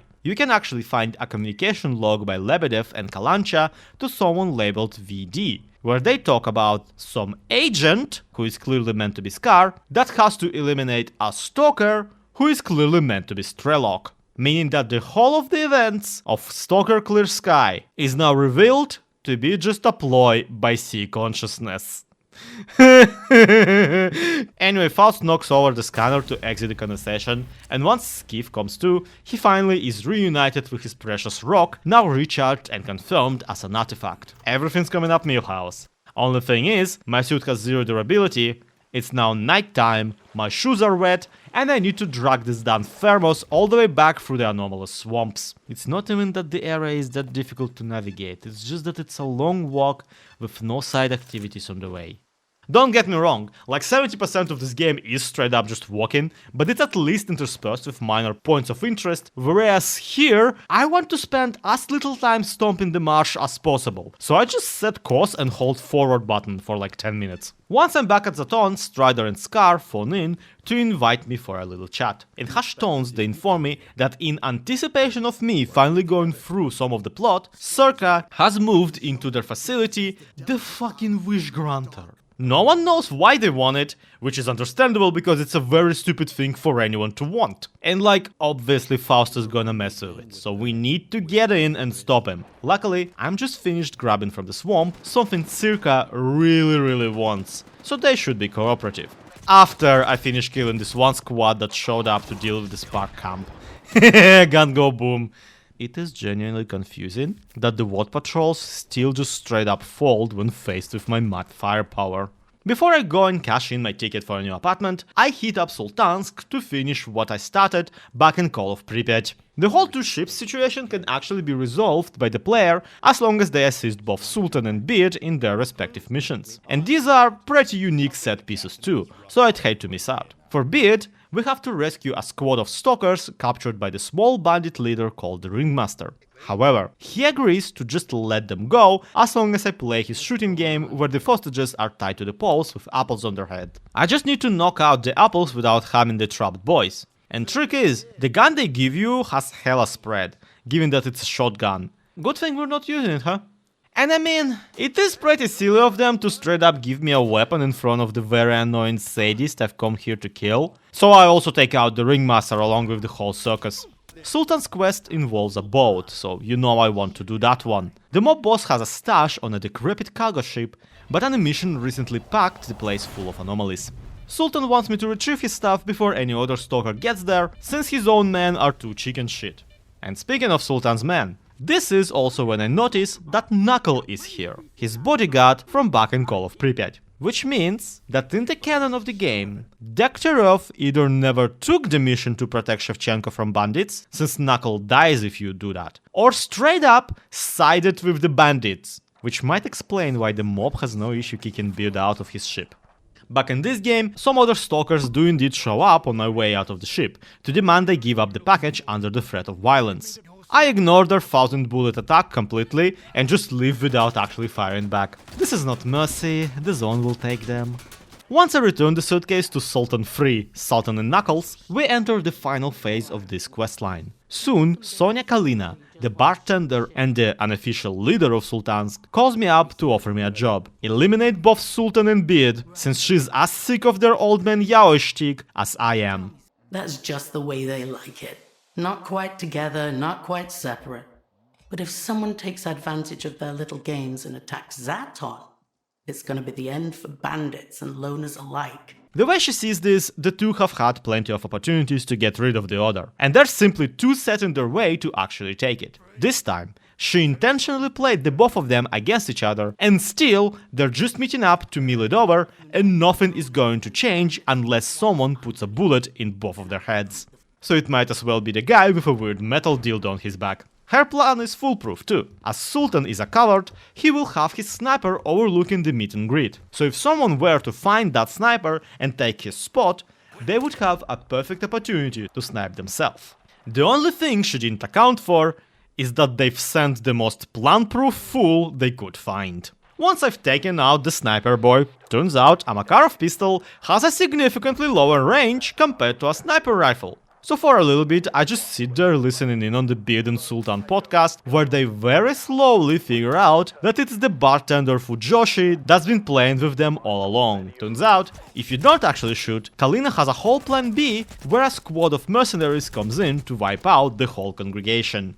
But now that I've committed to Team Old Man, I come down from a roost to rain fiery death on them. This means I have now successfully reunited the toxic couple, and everything is once again fine in the world. Beard returns to his spot at the bar, Sultan right across him, and Skadovsk is once again welcoming both stalkers and criminals alike. Owl is all grumpy about it, mind you, but it wouldn't be Owl if he was ever happy about literally anything. So yeah, it is actually pretty cool that you can do this and bring the gang back together. However, fuck Beard and Sultan. They had 10 years between the games to figure this shit out without me. And if this is best they can do, I am handing the polycule over to the new management. So, how am I gonna do that?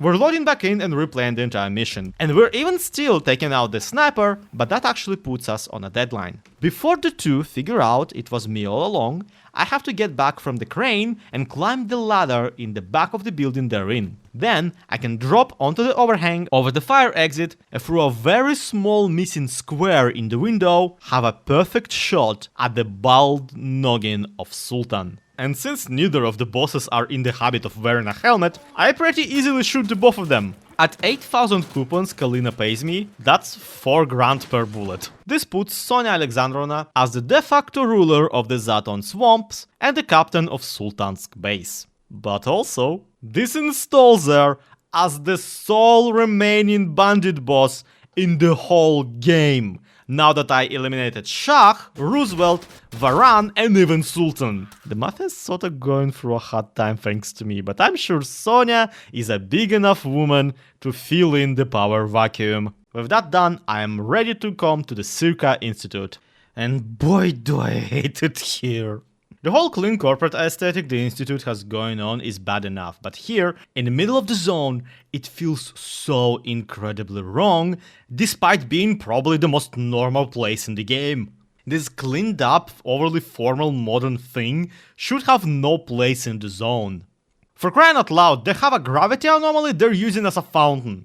These people should not be messing with these things the way that they do. I think the peak of how the corporate shield Mitradalin sees the zone is expressed in the fact he has a monolith toy on his desk that says "Come to me" when you press on it. Especially given what they're about to try and do with the real one. I mean, yeah, obviously I also want one, but I think it is kinda messed up for him to want one. So the whole reason S.T.A.L.K.E.R wants Skif's special boulder is actually because it is an alpha artifact. Its one ability is to channel Zone's anomalous energy, which would potentially let the Institute reroute all of the world-bending radiation coming from the center of the zone into the artifact farms they're running, bringing them untold riches and functionally making the zone not exist. They only can't start right away because an anomaly opened up in the middle of their cryptozoology lab and someone has to go deal with it. To my delight, I get to go down into the catacombs under the place, though even the rats here feel too clean to exist.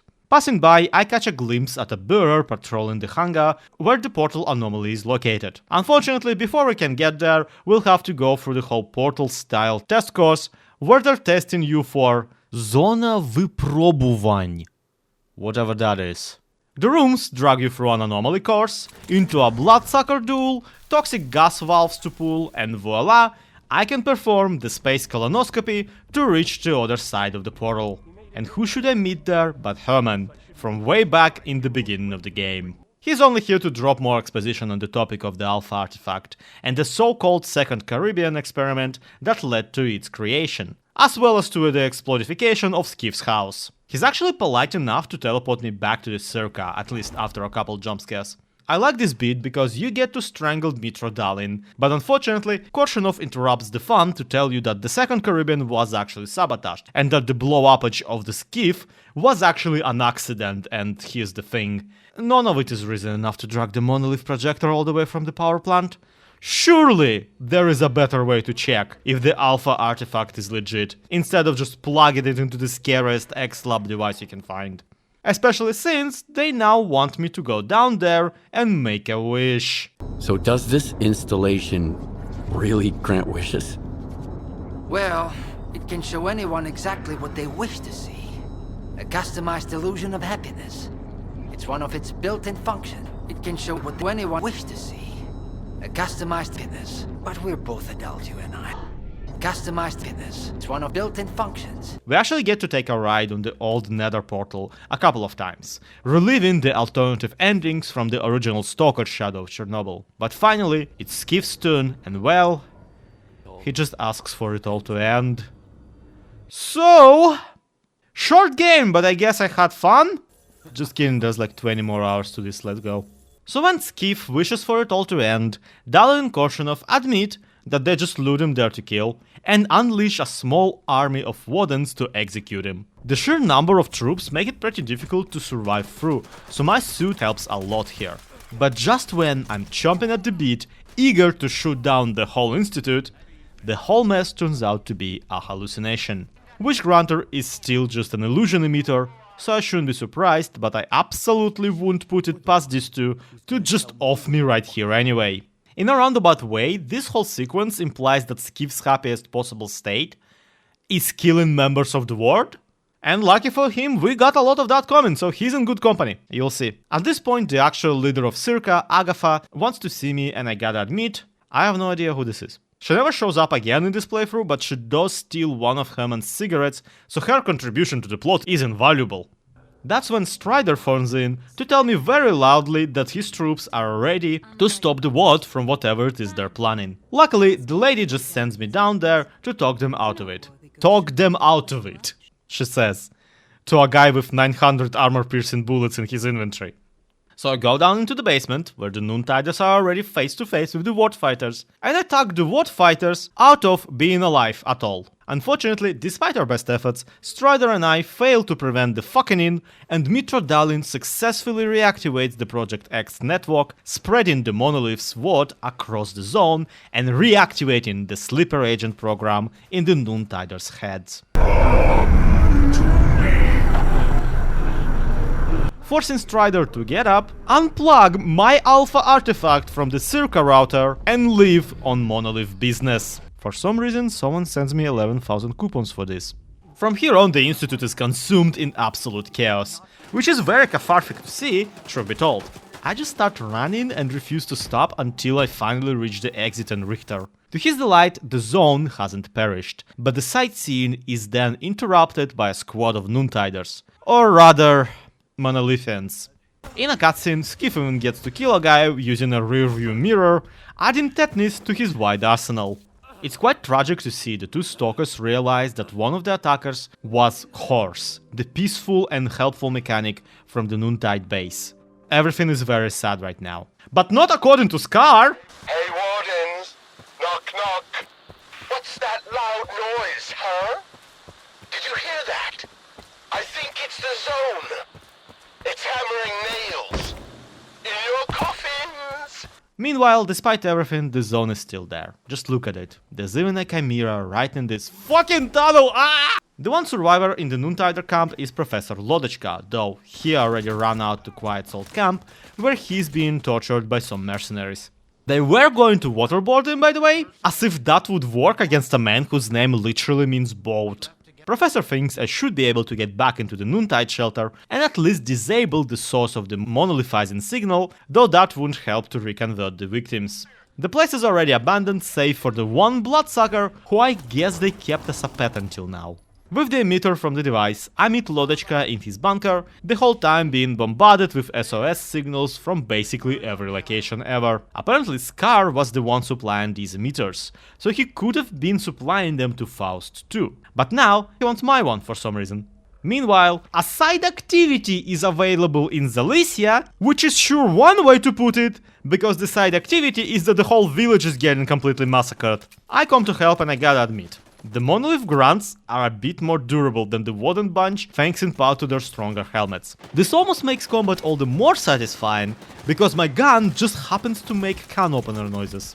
Unfortunately, there's more to the siege of Zalicia than the initial attack. The village took quite the hit thanks to the local guide, Uncle Lerna, turning out to be a retired monolithian as well. So his inside knowledge of the area made him a useful asset once the switch got flipped back on. To prepare the village for another attack, I have to get to his cottage on the outskirts and apply preventive measures directly to his forehead. After I investigate the cabin and listen in on the secret radio chatter, the owner attacks with a squad of the fanatics. But here's the thing.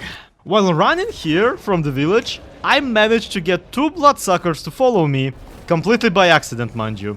The monsters provide a convenient distraction for the main force, while I implant a few bullets into the guide's face. There are a few more quests to rebuild the village, but most of them are simple fetch quests like bringing the medic his doctor bag or convincing the trader that he will not survive the siege by just sitting out in the basement. It's kinda funny because the easiest way to do that is to offer his bodyguard the 6,000 coupons, forcing both of them to join your side. Once all of the quest items are given to their respective owners, Daddy Gaffer assures me that thanks to my help, Zalicia is going to be okay. Which couldn't be further from the truth, because as soon as I walk out of the village, it gets immediately attacked by the monolith again. So I have to turn around and help them deal with that. This is a pretty exhausting fight, even with all the buffs and extra health, especially if you're trying to get the good ending where you lose as few of the remaining stalkers as possible. I don't know how this goes with any different weapon, but with just Skif's PM, it is an absolute slog. It's a real Shadow of Chernobyl moment, because the monolith forces are just too strong and much too many. At least until I load back, switch to armor-piercing ammo, after which this fight goes hilariously smoothly.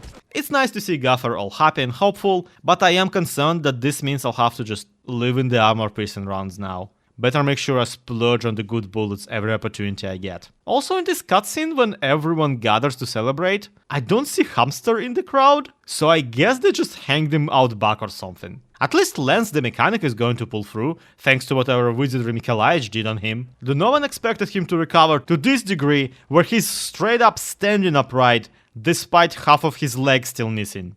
I guess Doctor fed him one too many gravitational artifacts.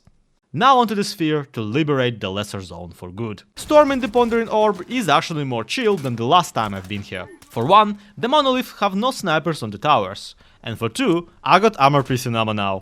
Doesn't help that I get lost almost immediately, and it especially doesn't help Soldier, who I left alive, so he's still out here in the building somewhere. The game has a very stupid way of spawning him in, where he basically gets killed by the monolith right away, despite the fact he has dialogue with the player to give him a key to a shortcut for the facility. I have to loot it from his body because in all 10 of my reloaded attempts to save him, he gets a shotgun blast to the face before I so much as smell him.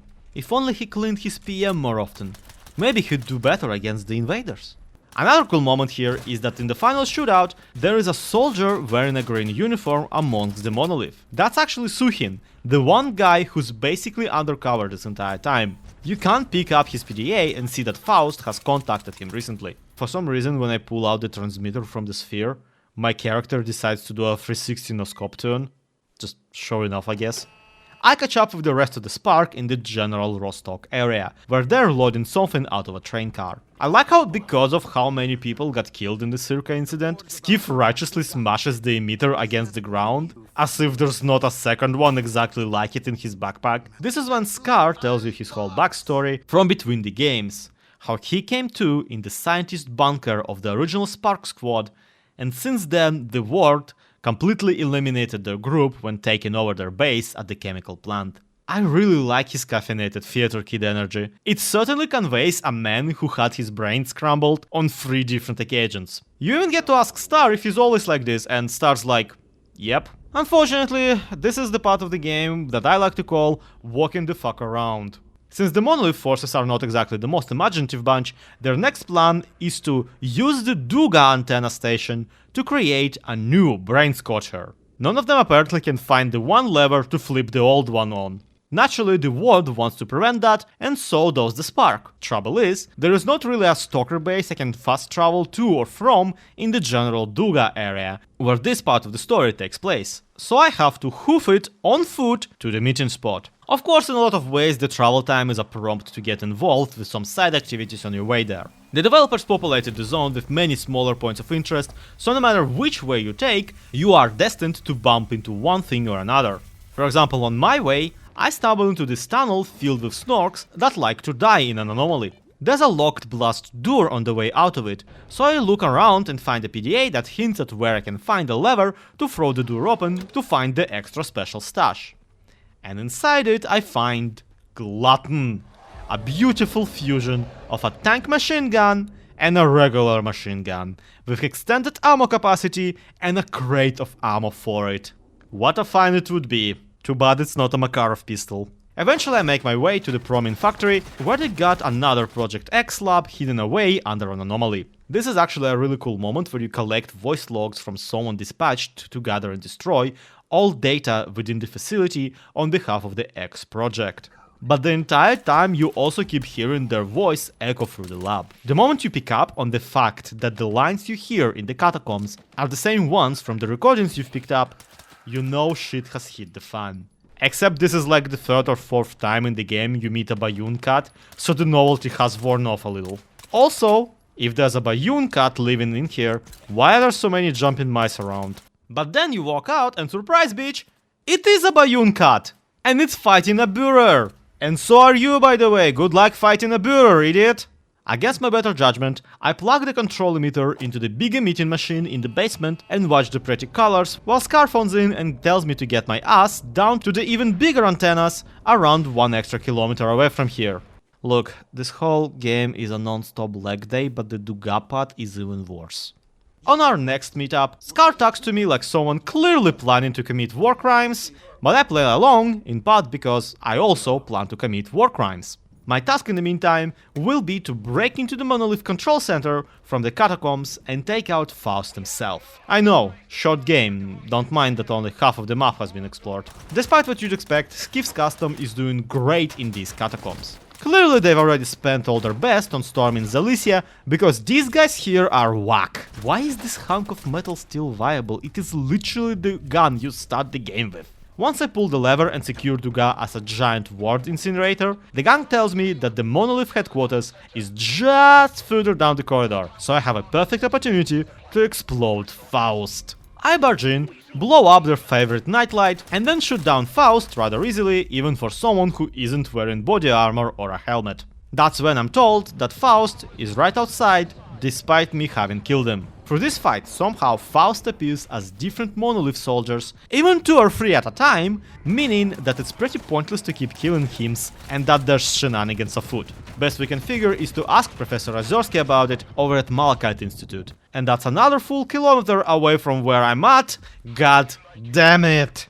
At least I got like 9 spare artifacts to sell them by the time I reached the scientist. All that Faust killing also drained my ammo supply down to only 53 bullets. Never mind, I still have 433 regular ones, but I just keep those because I like having an extra 20 kg of dead weight on my person. S.T.A.L.K.E.R tells me he could get some info about Faust's shadow clone jutsu if I can activate the nearby mirror installment. That too at some point was emitting just the right kind of psi radiation. It's a spooky laboratory with surprise zombies and a controller, but what I'm really here for is the Chimera just chilling on the railway of the contraption. You don't actually have to kill it to progress the mission, just lure it away from the railway. But of course, I want to see how long it will take to kill it with only Skif's pistol. The answer? Long enough for an emission to begin. At least with the regular type bullets. Once the storm passes, I come back for a rematch, and through the combination of circling and hiding under the mirror's weird sitting area, I eventually whittle the animal down. Somewhere in the process it also seems to have killed 2 mercenaries who appear to be the same guy twice, despite them looking completely different from one another. With access to the Psi network, Azerski can tell me that giving Psi abilities to mutants was part of the Controller project during the formative years of the zone. So if anyone could duct tape a Psi dog to a guy, it would be someone involved with that project. And while Azerski doesn't recognize anyone on the list of people who work there, he knows a guy that usually can get in contact with basically anyone in the zone. And that guy just happens to be Richter. This time I find him in the bar at Rostock, and he does indeed tell me where I can find Dvupalov, the would-be leader of the Controller labs. Nowadays, the only thing he's researching is alcoholism, but I still need to bring him a tracked collar from one of the special mutants if I want a seat at the table. What's funny is that the stalkers in the zone really have a rumor about some magic vodka that can help you take down a controller, and Dvupalov's bootlegging supply does actually have latent Psi blocking effects. Once under the influence, Dvupalov spills the beans on the Leash project and happily tells me all about Lab X5, where I should be able to find a suppressor blueprint. Too bad the keycard to the place was already taken by his understudy, so I'll have to find him on Agraprom. Once I catch up with him, he asks me to bring him whatever documents I can find in there, but I don't think I will be doing the whole of his questline, because it involves at some point fighting 4 or 5 poisonous bloodsuckers, and much as I'm a glutton for punishment, I want this video to be actually finished someday. I will, however, play you the funniest voice line in the game that's part of this whole quest. I told you, that vodka is pure magic. Despite being off by a few meters, the Agroprom catacombs feel awfully familiar. The zombies here look especially malnourished, despite there being plenty of rats for them to chew on. Once I actually get to X5, I am immediately attacked by a controller. The guy this whole project is named after! There's a Tesla Geist here as well, only really remarkable because I managed to glitch it elbow deep into a wall. The documents I find in the lab generally explain that the controllers were meant to be a solution to, well, controlling the usual mutants within the zone. They wanted to make a subservient monster that can then command the rest of the monsters. The problem in their methods was that none of the controllers were given a chance at free will, so all the mutants came out unreasonable and aggressive. But the one time they actually left the personality of the victim alone produced the one truest success of their experiment: Faust. Also in exploration, I realized that this lab is just a wall away from where you meet a controller for the first time in the first game, which kind of explains where it came from, in more ways than one. The exit from the lab leads into all too familiar corridors where you even get to visit Strelok's old hideout. Look, even the grenade trap at the entrance is still there. Ah! Strelok's PDA in the stash also reveals a little about what he's been up to. Unfortunately, my tour of S.T.A.L.K.E.R Shadow of Chornobyl is interrupted by an advancing force of monolithians blocking the passage out. And unfortunately for them, I eventually remember that I can now use the armor piece and bullets again. I am just in the open, barely even attempting cover shooting, and I don't even have to spam medkits too much. Which is good, because at this point I think most of my blood has been replaced with steam packs. Even though the next mission is to find a technician willing to install the suppressor, we won't have to look much, since the game just marks Screw from Rostock on your map right away. Guess this is meant to be the same Screw from Shadow of Chernobyl, but he looks too young and not nearly drunk enough to be the same guy.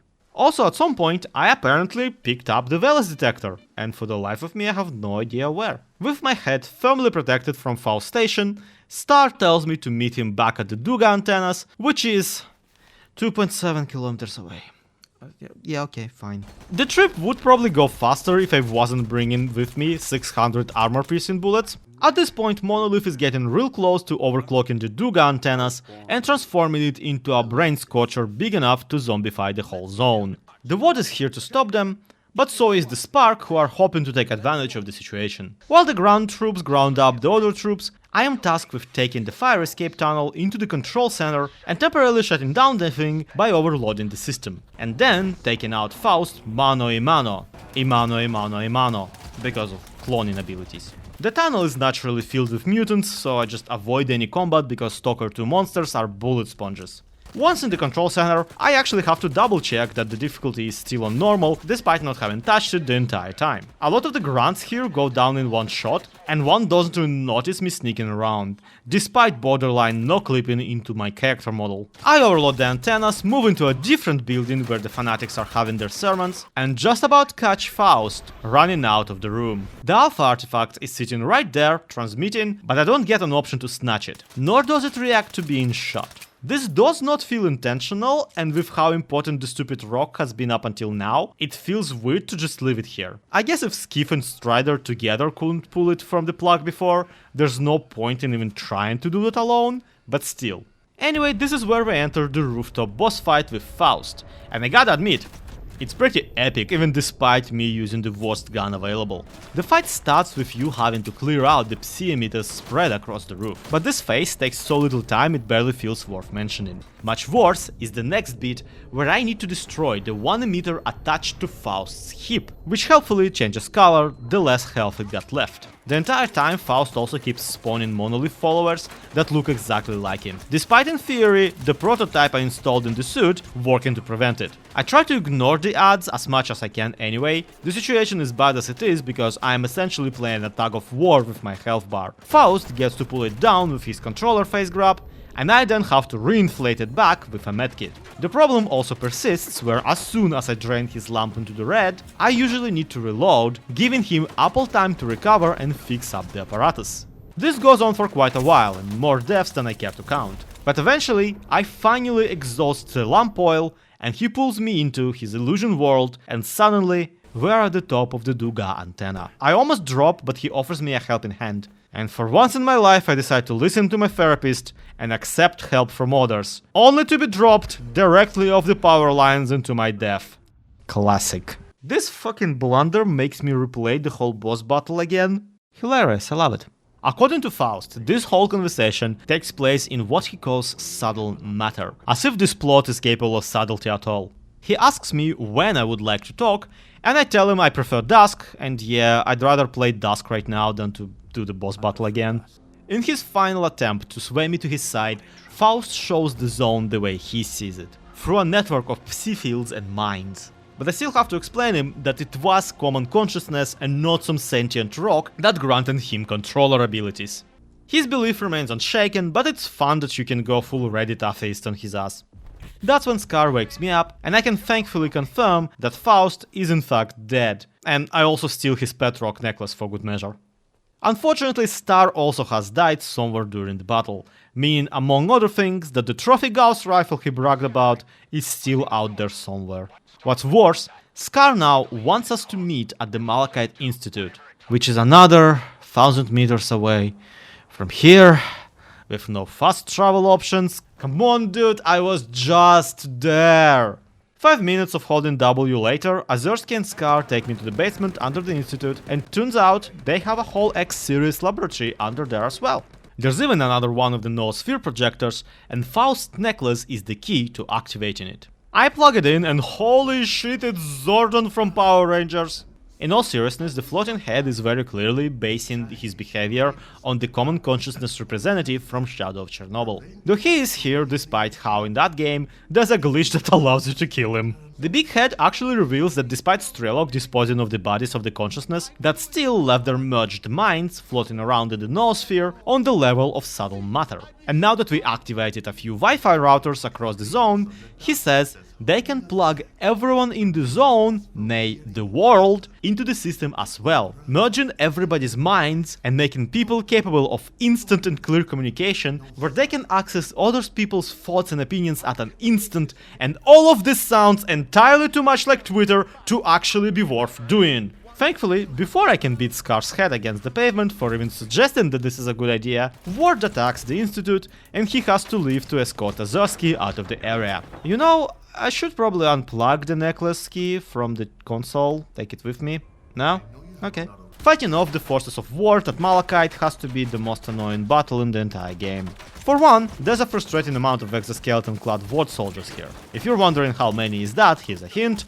All of them? There's 3 squads of increasingly larger number, and while it's not the absolute hordes of enemies like in Shadow of Chernobyl, it does remind me a lot of Clear Sky, but only because the equipment difference between us is that drastic.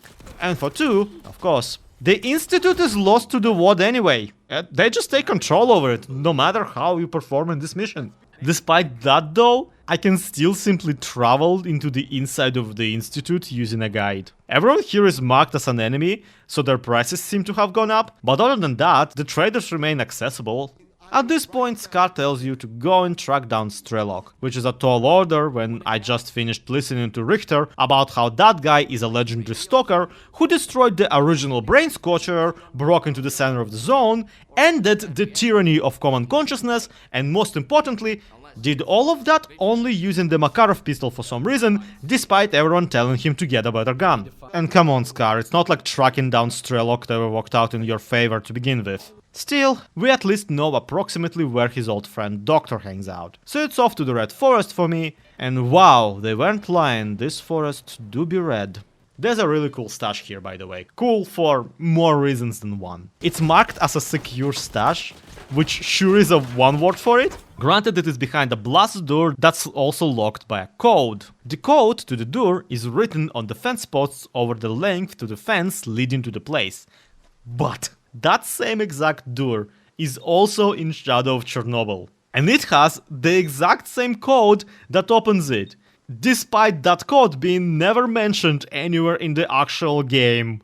I mean, the code to any door in Shadow of Chernobyl is a sniper rifle thrown at the exactly right angle, but that's beside the point. I just think it's really cool that they not only recreated the location this closely, but basically have given you the code that they forgot to give you in the original game. What I don't find from the previous games is the Forester, the old man who lived in the isolated tower. I guess he would die of old age somewhere between the game, or maybe the custom build was too much for the revised character creator. Instead, I meet 2 hunters mourning the loss of their friend. Turns out somebody has been running around brutally killing loners, and it's not the mercenary group who are also looking for the doctor. The place they found their friend's body is just behind a corner here, and there are 2 bayoon cats running around it, still repeating his final words. As if that's not enough evidence, there's a backpack with his PDA, and the latest message hints pretty heavily at the local anomaly, so I really have no idea how those 2 detectives haven't figured it out. His other partner is sitting dead in the circle of corpses,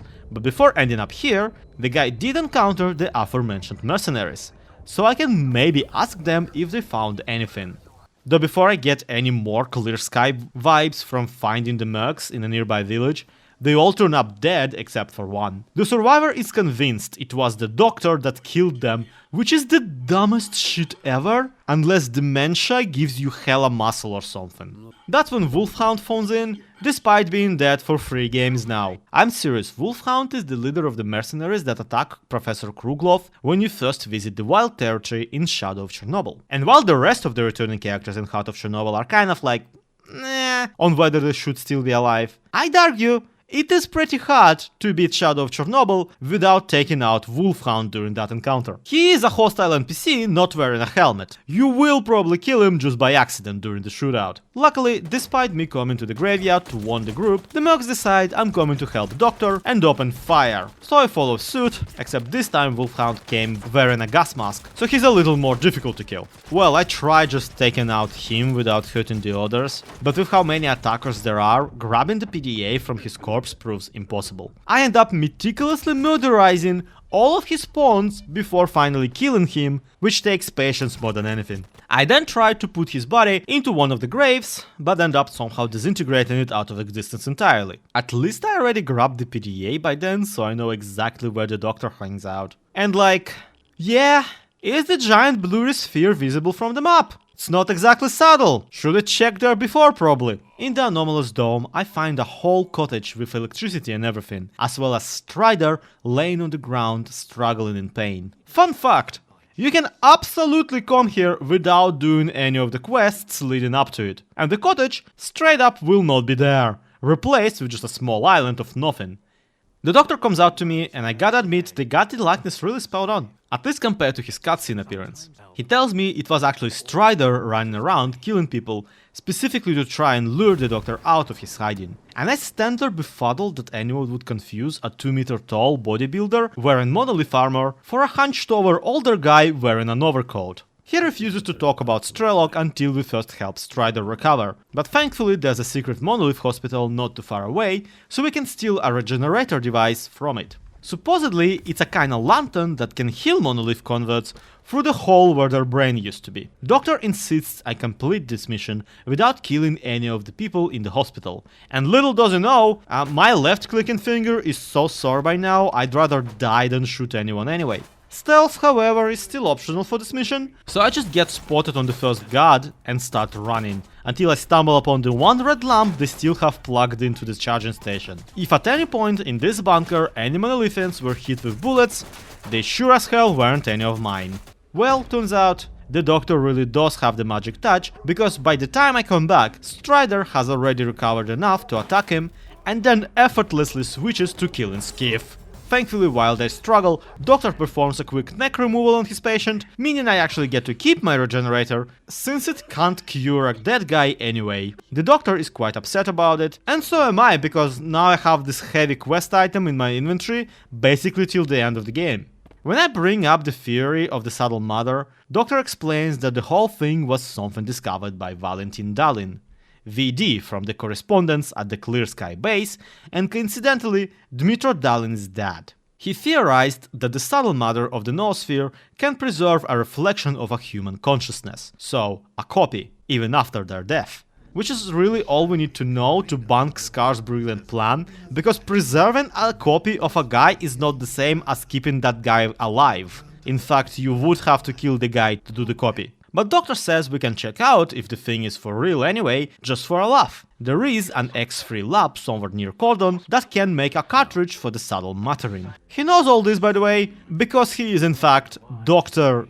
Kaimanov, one of the original members of Common Consciousness, who changed his mind about getting into the pickle juice at the last minute. And who can blame him when the original plan of the 8 scientists was to rewrite the humanity from within the noosphere to remove all evil from its design. This actually makes a lot of sense, given that in the original Stalker there still needs to be one pod left empty for S.T.A.L.K.E.R to get into in case you do join the Common Consciousness ending. But don't let all of that exposition distract you from the fact that Cordon is 3 full kilometers away! This game has more walking in it than the Lord of the Rings trilogy.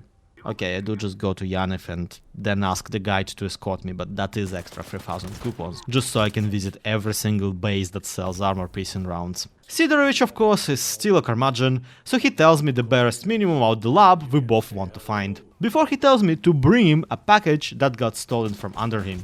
A full decade later, there are still bandits at the vehicle station in Cordon, so I come over and rather easily introduce more lead into their diets. Special shout out to this one fella named Vovan Korker for whatever it is his corpse is doing.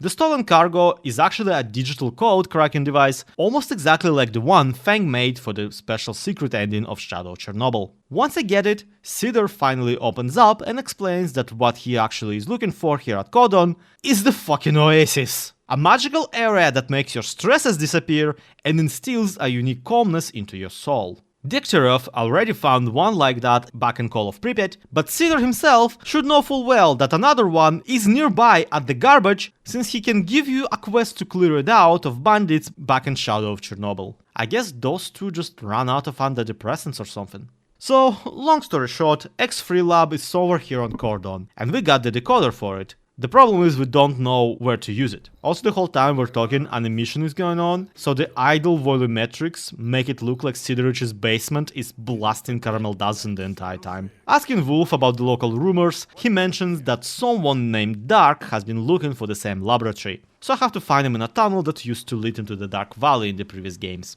where I already find a squad of mercenaries searching the place. It's almost as if someone really doesn't want him to find that lab, huh? Someone who's been using mercenaries for all of his things this entire game. I'm talking about S.T.A.L.K.E.R, it's S.T.A.L.K.E.R. Dark still reminds you at every opportunity that you can't get into the lab without him. He has trust issues, plain and simple. It is actually really interesting to see him warm up to the player over the span of the lab descent. By the time you're fighting a pseudo-giant together, you're basically buddies. But yeah, there is a pseudo-giant fight here.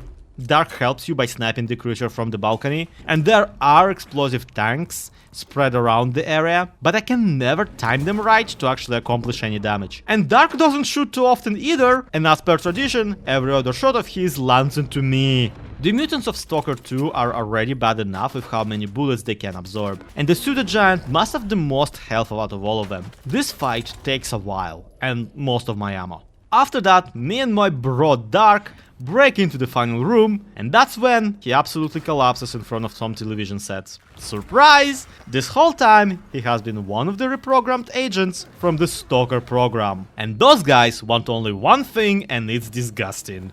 To kill S.T.A.L.K.E.R. They want to kill S.T.A.L.K.E.R.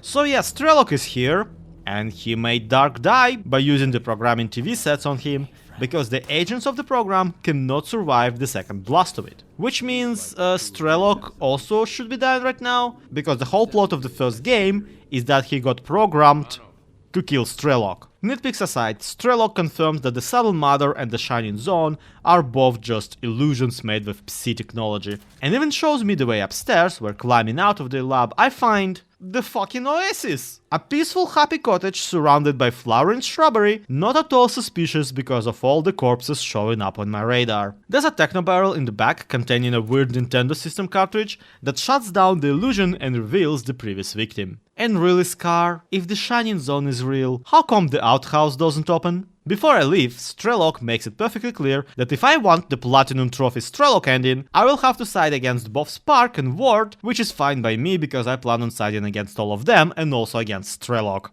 With the cartridge in hand, I can get to the Orbita station in the burnt forest. And by can get to, I mean, there's another freaking poltergeist in there, I'll cry out loud.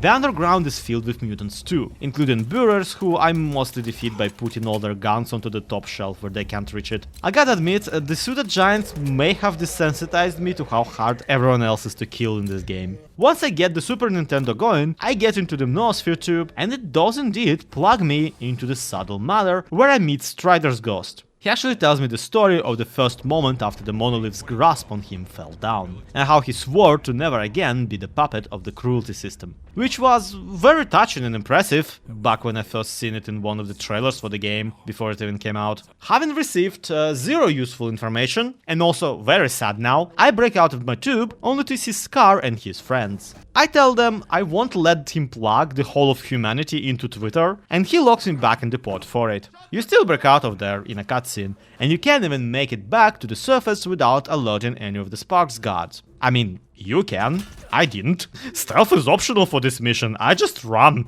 And since Ward already doesn't much like me, this leaves only S.T.A.L.K.E.R. who could call me to explain where to go next. Primarily, this leads me to the Troposphere station near Malachite, where I can kill even more of the Wardsmen. Pardon me for not making a bigger deal out of it, since the enemy sturdiness is not going to ramp up until a tiny bit later. For now, we have to endure the incredible scene where the most suspicious guy in the country gets the main character to turn on the agent control device, and then tells him to sit down into the scariest possible chair in front of a bunch of TVs that he already knows can program people. And then the idiot does that. Fortunately, this only leads to a cute little Skype call, but I like how it confirms that Skif has like zero self-preservation instinct. Makes two of us, but still. S.T.A.L.K.E.R. wants to shut down the agent control network, so we have to make it to Predet. Except on my way out, Korshunov personally gets a jump on me, and the game gives you one last chance to side with the Ward. Though, obviously, I go for the try to escape button just to see what happens, if anything. The downright hilarious attempt to get away only lands you in the Ward jail at the chemical plant, for a fun prison escape sequence. That's when Dmitro Dalin has a change of heart and straight up gives you the key to the cell, which also highlights that they let me keep my stupid regenerator, as well as Skif's gun for some reason, with bullets in it! Also, Dmitro Dalin is a son of Valentin Dalin, who was the researcher in the Noosphere project and now serves as a Sea consciousness representative. So Dmitro wants to help me just because he's planning a family reunion. I genuinely have no idea if the way I do this mission is actually intended. Pretty certain you are meant to rise to the one roof where the gods are discussing something, but the fence I hope to get back to the ground does not actually look hoppable. Nevertheless, hope I do, and then sneak my way to the place they stashed away my valuables. Now I just need to get to Yaniv and take another sweep across the map to restock the bullets. Special shout out goes to the mission about someone named Spirit who's been leading people into Pripyat behind the corpse back. Specifically for letting me say the line, You have no idea how little I care about this at the moment. After our talk on the topic, the station is attacked by monolith and I get to relive my Zalicia days. Holy crap, is that a freaking Gauss rifle? Dude, that's like 800 rubles on the black market. The only guy who liked Spirit is Richter, who is also here, and ironically has maybe consumed one too many spirits. I try to talk him up and Richter gives up that the guy would probably be somewhere on the way to Limansk. Thankfully, the bridge is still up and the tunnel is extra blown up now, so I don't have to go into the city, I just have to fight off another monolith squad to break through to the dying Stalker. Spirit is actually a single surviving Noontider, but he is in the process of very gradually kicking the bucket right now, so that goes nowhere fast. At least he tells me where I can grab his special scanner that cancels anomalies. If only it wasn't stashed at Spark's old bunker, where two wardens show up wielding tank machine guns. There's an exoskeleton stashed away here too, by the way, so I keep it for future upgrading. The scanner allows me to remove an anomaly in the tunnel under the Wandering Tornado, and voila, we're in the Pripyat outskirts. I love how to get to the actual city you have to go through the mental hospital. The meetup spot for the Toughening fan club is of course the Energetic Palace, where a monolith base used to be back in Shadow of Chernobyl. Nevertheless, the place still continues the old tradition of throwing way too many monolith grunts at the player, all wearing exoskeletons. This turns out to finally be the encounter to kick me into using my army medkits, if only because I finally ran out of all the regular ones. I get to meet Toughening for a bit, and I'm shocked to discover that they somehow found him an even worse voice actor than in the original game. Which is impressive because the original one was awful. Grim. But you can see that for yourself. For old time's sake, he tells me there were actually more helicopters in Operation Fairway than just the ones from Call of Pripyat, and then he points out two spots he picked out for me to get some info about them. Except here's the thing, it's a helicopter. It's a big helicopter. Obviously I can see where it crashed all the way from the map. So just for giggles, I go directly to the chopper, and to my surprise, it does actually sequence break the quest. There's a chimera guarding it, mind you, so we have to deal with that for a moment. Instead of throwing my bullets at the monster, I grab the flash drive and return to the Energetic Palace, all the while hearing the reliable leaping sounds behind me. The guards at the base do pretty okay fighting the monster, thanks to their much better guns. In fact, they shoot it so good, the poor animal simply will not stop twerking even after it's dead. Despite all this, Toughening still tells me I've taken too long. Motherfucker, I'm not a speedrunner, I'm a video essayist. This video is 10 hours too short if anything. From here on, we're forming the final assault on the Foundation, a secret system of labs under Pripyat. And for the first time in this whole game series, someone actually tells me clearly, in no uncertain terms, that this is a point of no return. That I better get my side quests figured out, because once we're in, this is a sprint to the ending. Which is much appreciated, but also is a lie, you totally get another resupply spot later. With 700 armor-piercing bullets still on my person, and who knows how many of regular ones, I pull the band-aid and go to the Olympia Cafe, where I've already opened the walk-around door just to disorient the attackers. Once the cafe is all cleared out, I reach the giant underground dome, suspiciously similar to the Pripyat 1 tunnel from the previous game. And this is the first sight of trouble, because the monolith forces here just won't let up. Every single enemy feels like a bullet sponge, and I swear I saw a couple respawn well within my eyesight too. So many of them are also carrying high capacity shotguns that can pretty easily blast right through the floors and obstacles. So the game quickly becomes a certain rhythm of shooting using medkits, using a bandage, then shooting again. In an attempt to conserve ammo and time, I resort to running and pulling levers, though if you were to ask me what you're actually supposed to accomplish in this part of the game, I wouldn't be able to tell you. I've killed multiple pseudo giants in this playthrough, and let me tell you, this is as much of a slog as doing that twice. But the truth is, this is nowhere comparable to the test of patience that is about to unfold. So with 520 bullets still remaining, I enter the Korshunov boss battle. I like how even Degtyaryov in a cutscene here sees me pull out a PM and just makes me lower it like, buddy, no, stop it! On paper, this is a really straightforward affair. The leader of the WAD is equipped with a special exoskeleton that has protection over the head part that dissipates bullets, but still no helmet, so you can always slap him on his bald spot. Shooting at the glowy part within the neck of the suit gradually depletes the durability of the device, so really, at the end of the day, the Cyber Demon strategy from Doom works just fine.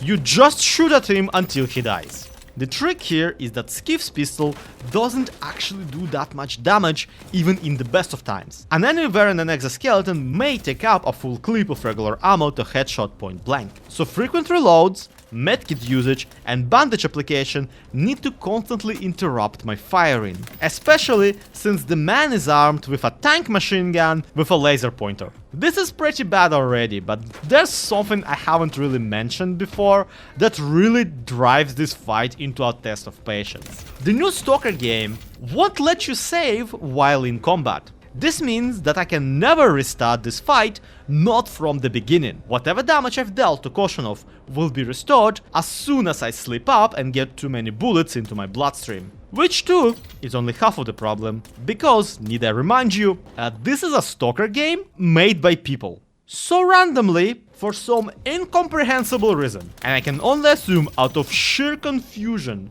Colonel Korshunov will glitch out and stop dead in his tracks, having seemingly forgotten all of his artificial intelligence or who he even is. And it's one thing that he will stop shooting, it's another that he will also stop taking any damage. So between all this, it takes me around 10 deaths and resets just to finally reach the second stage of the fight for the first time. The second phase is not any better, by the way. The only difference is that this time Korshunov will be accompanied by a squad of the WAD fighters. I'm not sure what strategy I was even going for here, to be completely honest. I think I did prioritize Colonel, just so I can get him before he forgets how to die again.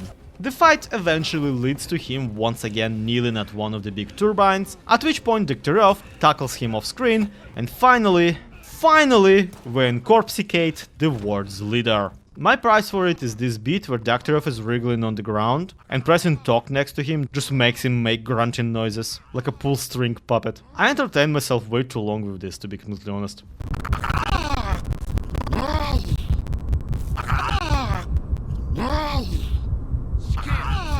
Ignoring his obvious peril, Dalin and I plug Faust's pendant into the transmitter and call up the Sea Consciousness representative. But when his dad just sends him to the voicemail, Dmitro has a mental breakdown and we eat the agent program control tube directly at the spinny Beyblade in the middle.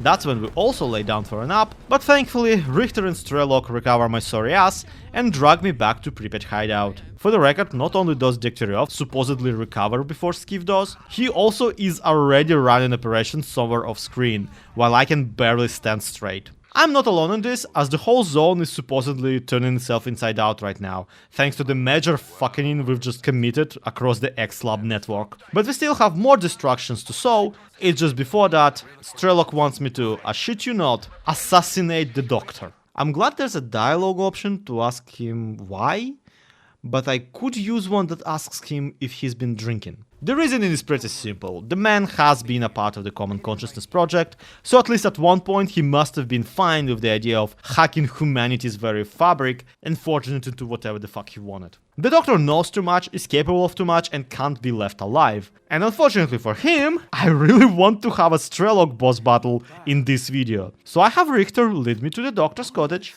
only to refuse to pull the trigger piglet. The doc kinda shrugs off my choice, says he'll do it himself, and immediately after walks face first into an emission. Holy shit, I kept saying it, but the zone really did go and take him. In his basement, behind a tapestry depicting a fireplace, which by the way is a reference to the Soviet Buratino cartoon, it's a whole thing, I find a workplace with some truly impressive stuff.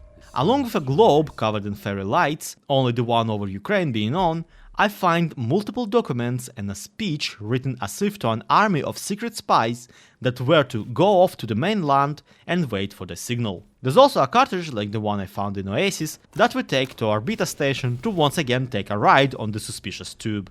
This time the memories are those of Kaimanov himself, from the day the common consciousness experiments went sideways and led to the formation of the zone. And by went sideways, I mean Kaimanov personally emptied a clip of his own Makarov into the 7 scientists within their tubes. Because Shadow of Chernobyl or Heart of Chernobyl, these guys simply cannot get shot enough. We see a few more memories reconstructed from the first game's cutscenes, and even get to hold the weird artifact S.T.A.L.K.E.R brought back, now identified as a zone-altering part of the Noosphere machine, 8 times as powerful as the original. And now that we know the legend of the zone, it's right time we went and killed 2 more of them. Richter takes me to the Red Fortress, the monolith stronghold where I should expect the toughest battle of my life. It is not very tough. If anything, the bit where I have to tell Richter goodbye because he got wounded and can't help any further is much tougher.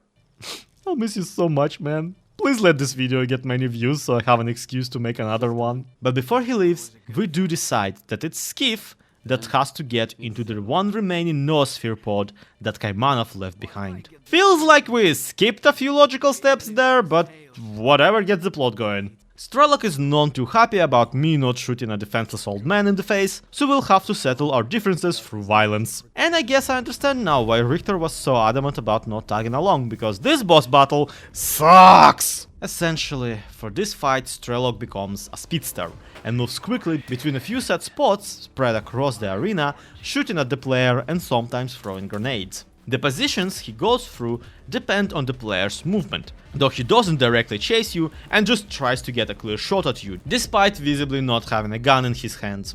The opportunities to retaliate are few and far between, because the effective range of Skif's pistol is not that great, and approaching the man makes him zoom away from you most of the time, essentially teleporting to the next area. S.T.A.L.K.E.R the Hedgehog also hits like a truck, and on top of that can summon anomalies that persist until the end of the battle. The only way I can deal with this is to exercise extreme caution and try taking advantage of the few times where he doesn't run off too far. I even develop a favorite hiding spot up the control panel stairway, which often forces him to teleport into the end of the corridor behind some sort of computer desk, and then I can shoot at him even when he's hiding. Unlike the other bosses, however, you don't actually get any indication on how much health he has left, except for the special voice lines he gives you that do not repeat. And I get at least 3 of those when at 35 minutes into the fight, suddenly S.T.A.L.K.E.R disappears out of the arena completely. Even my detection indicator shows that there are no enemies anywhere near. I cannot progress the game and live, but I can't shoot him either because S.T.A.L.K.E.R is simply not there.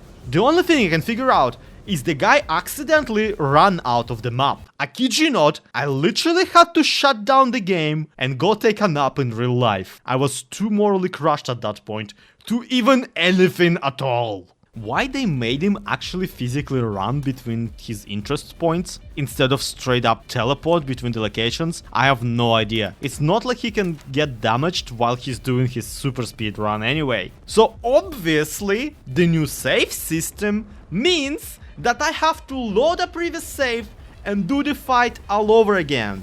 And the bug with him disappearing kept repeating itself multiple times. And finally, eventually, the control panels overlooking much of the arena becoming my new favorite spot, as it offered a vantage view on multiple spots without him approaching too many walls where he could glitch into the void. I basically just live on top of this one desk now, where his grenade throw attack can't even reach me. After over an hour of extra attempts, I finally push him into the final phase, where he moves into the center of the room and I can go in to deal more damage up close. Which too takes hilariously long because I run out of the armor piercing bullets by then. At least I get a good chuckle out of the cutscene where you take his PDA and he tries to grab it from you like in the first ever cutscene in Shadow of Chernobyl. Also, it's generally comforting to know that this many years after Clear Sky, this series still can't make a boss battle where S.T.A.L.K.E.R doesn't break entirely.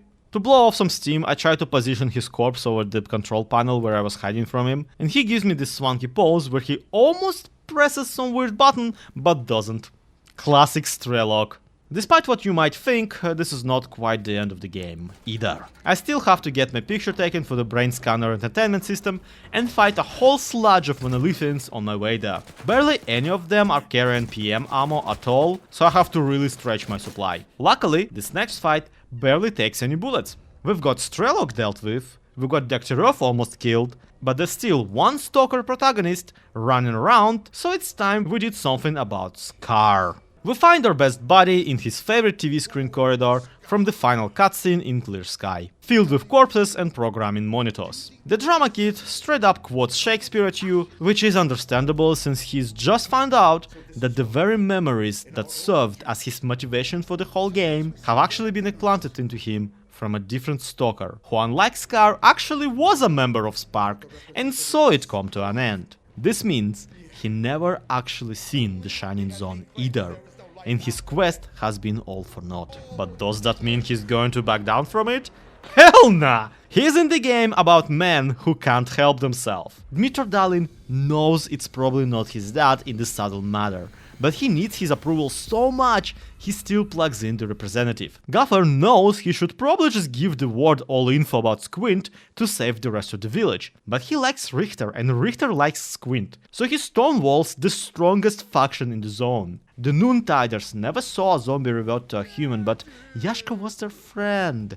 Beard could have left Skadovsk forever, and everyone Shevchenko tells him the new boat is just fine, but he still hopes to get it back. S.T.A.L.K.E.R wants to protect the zone from everyone who controls it so much he can't help but tune into one of those people. And I really wanted to see if you can beat the new Stalker game with only Skif's pistol, so obviously we're gonna do it! So we get an actually really fun fight here. S.K.E.R is invincible thanks to some artifact he ate, but he already has been programmed by the PC monitors one time. So in a room where he's surrounded by more of those, I can activate buttons that start programming him further, which Dark established will just kill him. I still have to shoot like a full clip at him when he does become vulnerable, but I gotta admit, this is a fun fight! Especially the part where corpses rise from the floor, who you can try to fight or can just maneuver away from.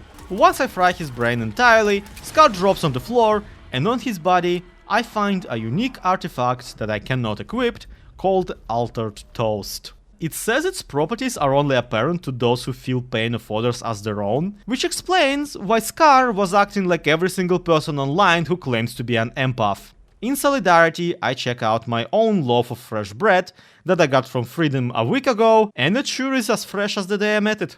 What's most annoying is that there's more freaking monolith grunts for you to fight here. They're playing all the hits from the previous game, and so they decided, yeah, let's throw in the bullet sponge guys from the end of Shadow of Chernobyl, why not? I wouldn't even be complaining if my bullet supply wasn't completely cooked. But there's the Granite Squad encounter here, who are known to be the strongest monolithians ever, and I can't even pass the room with them without getting completely demolished by the Gauss rifles. What's more frustrating is I don't have to. Actually, you only really need to kill one of these guys for the door further to open. Except I only realized that way after I have crossed into the 100 amount of deaths. And I played this game before, I should know this! But finally, after all this mess, we reach Kaimanov's office, read the manuals to the Wi-Fi router, and plug ourselves into the Noosphere pickle jar once and for all, watching the choices that led us here through the game unfold before our eyes. I am blind, but it is you who cannot see. Of the pods was left.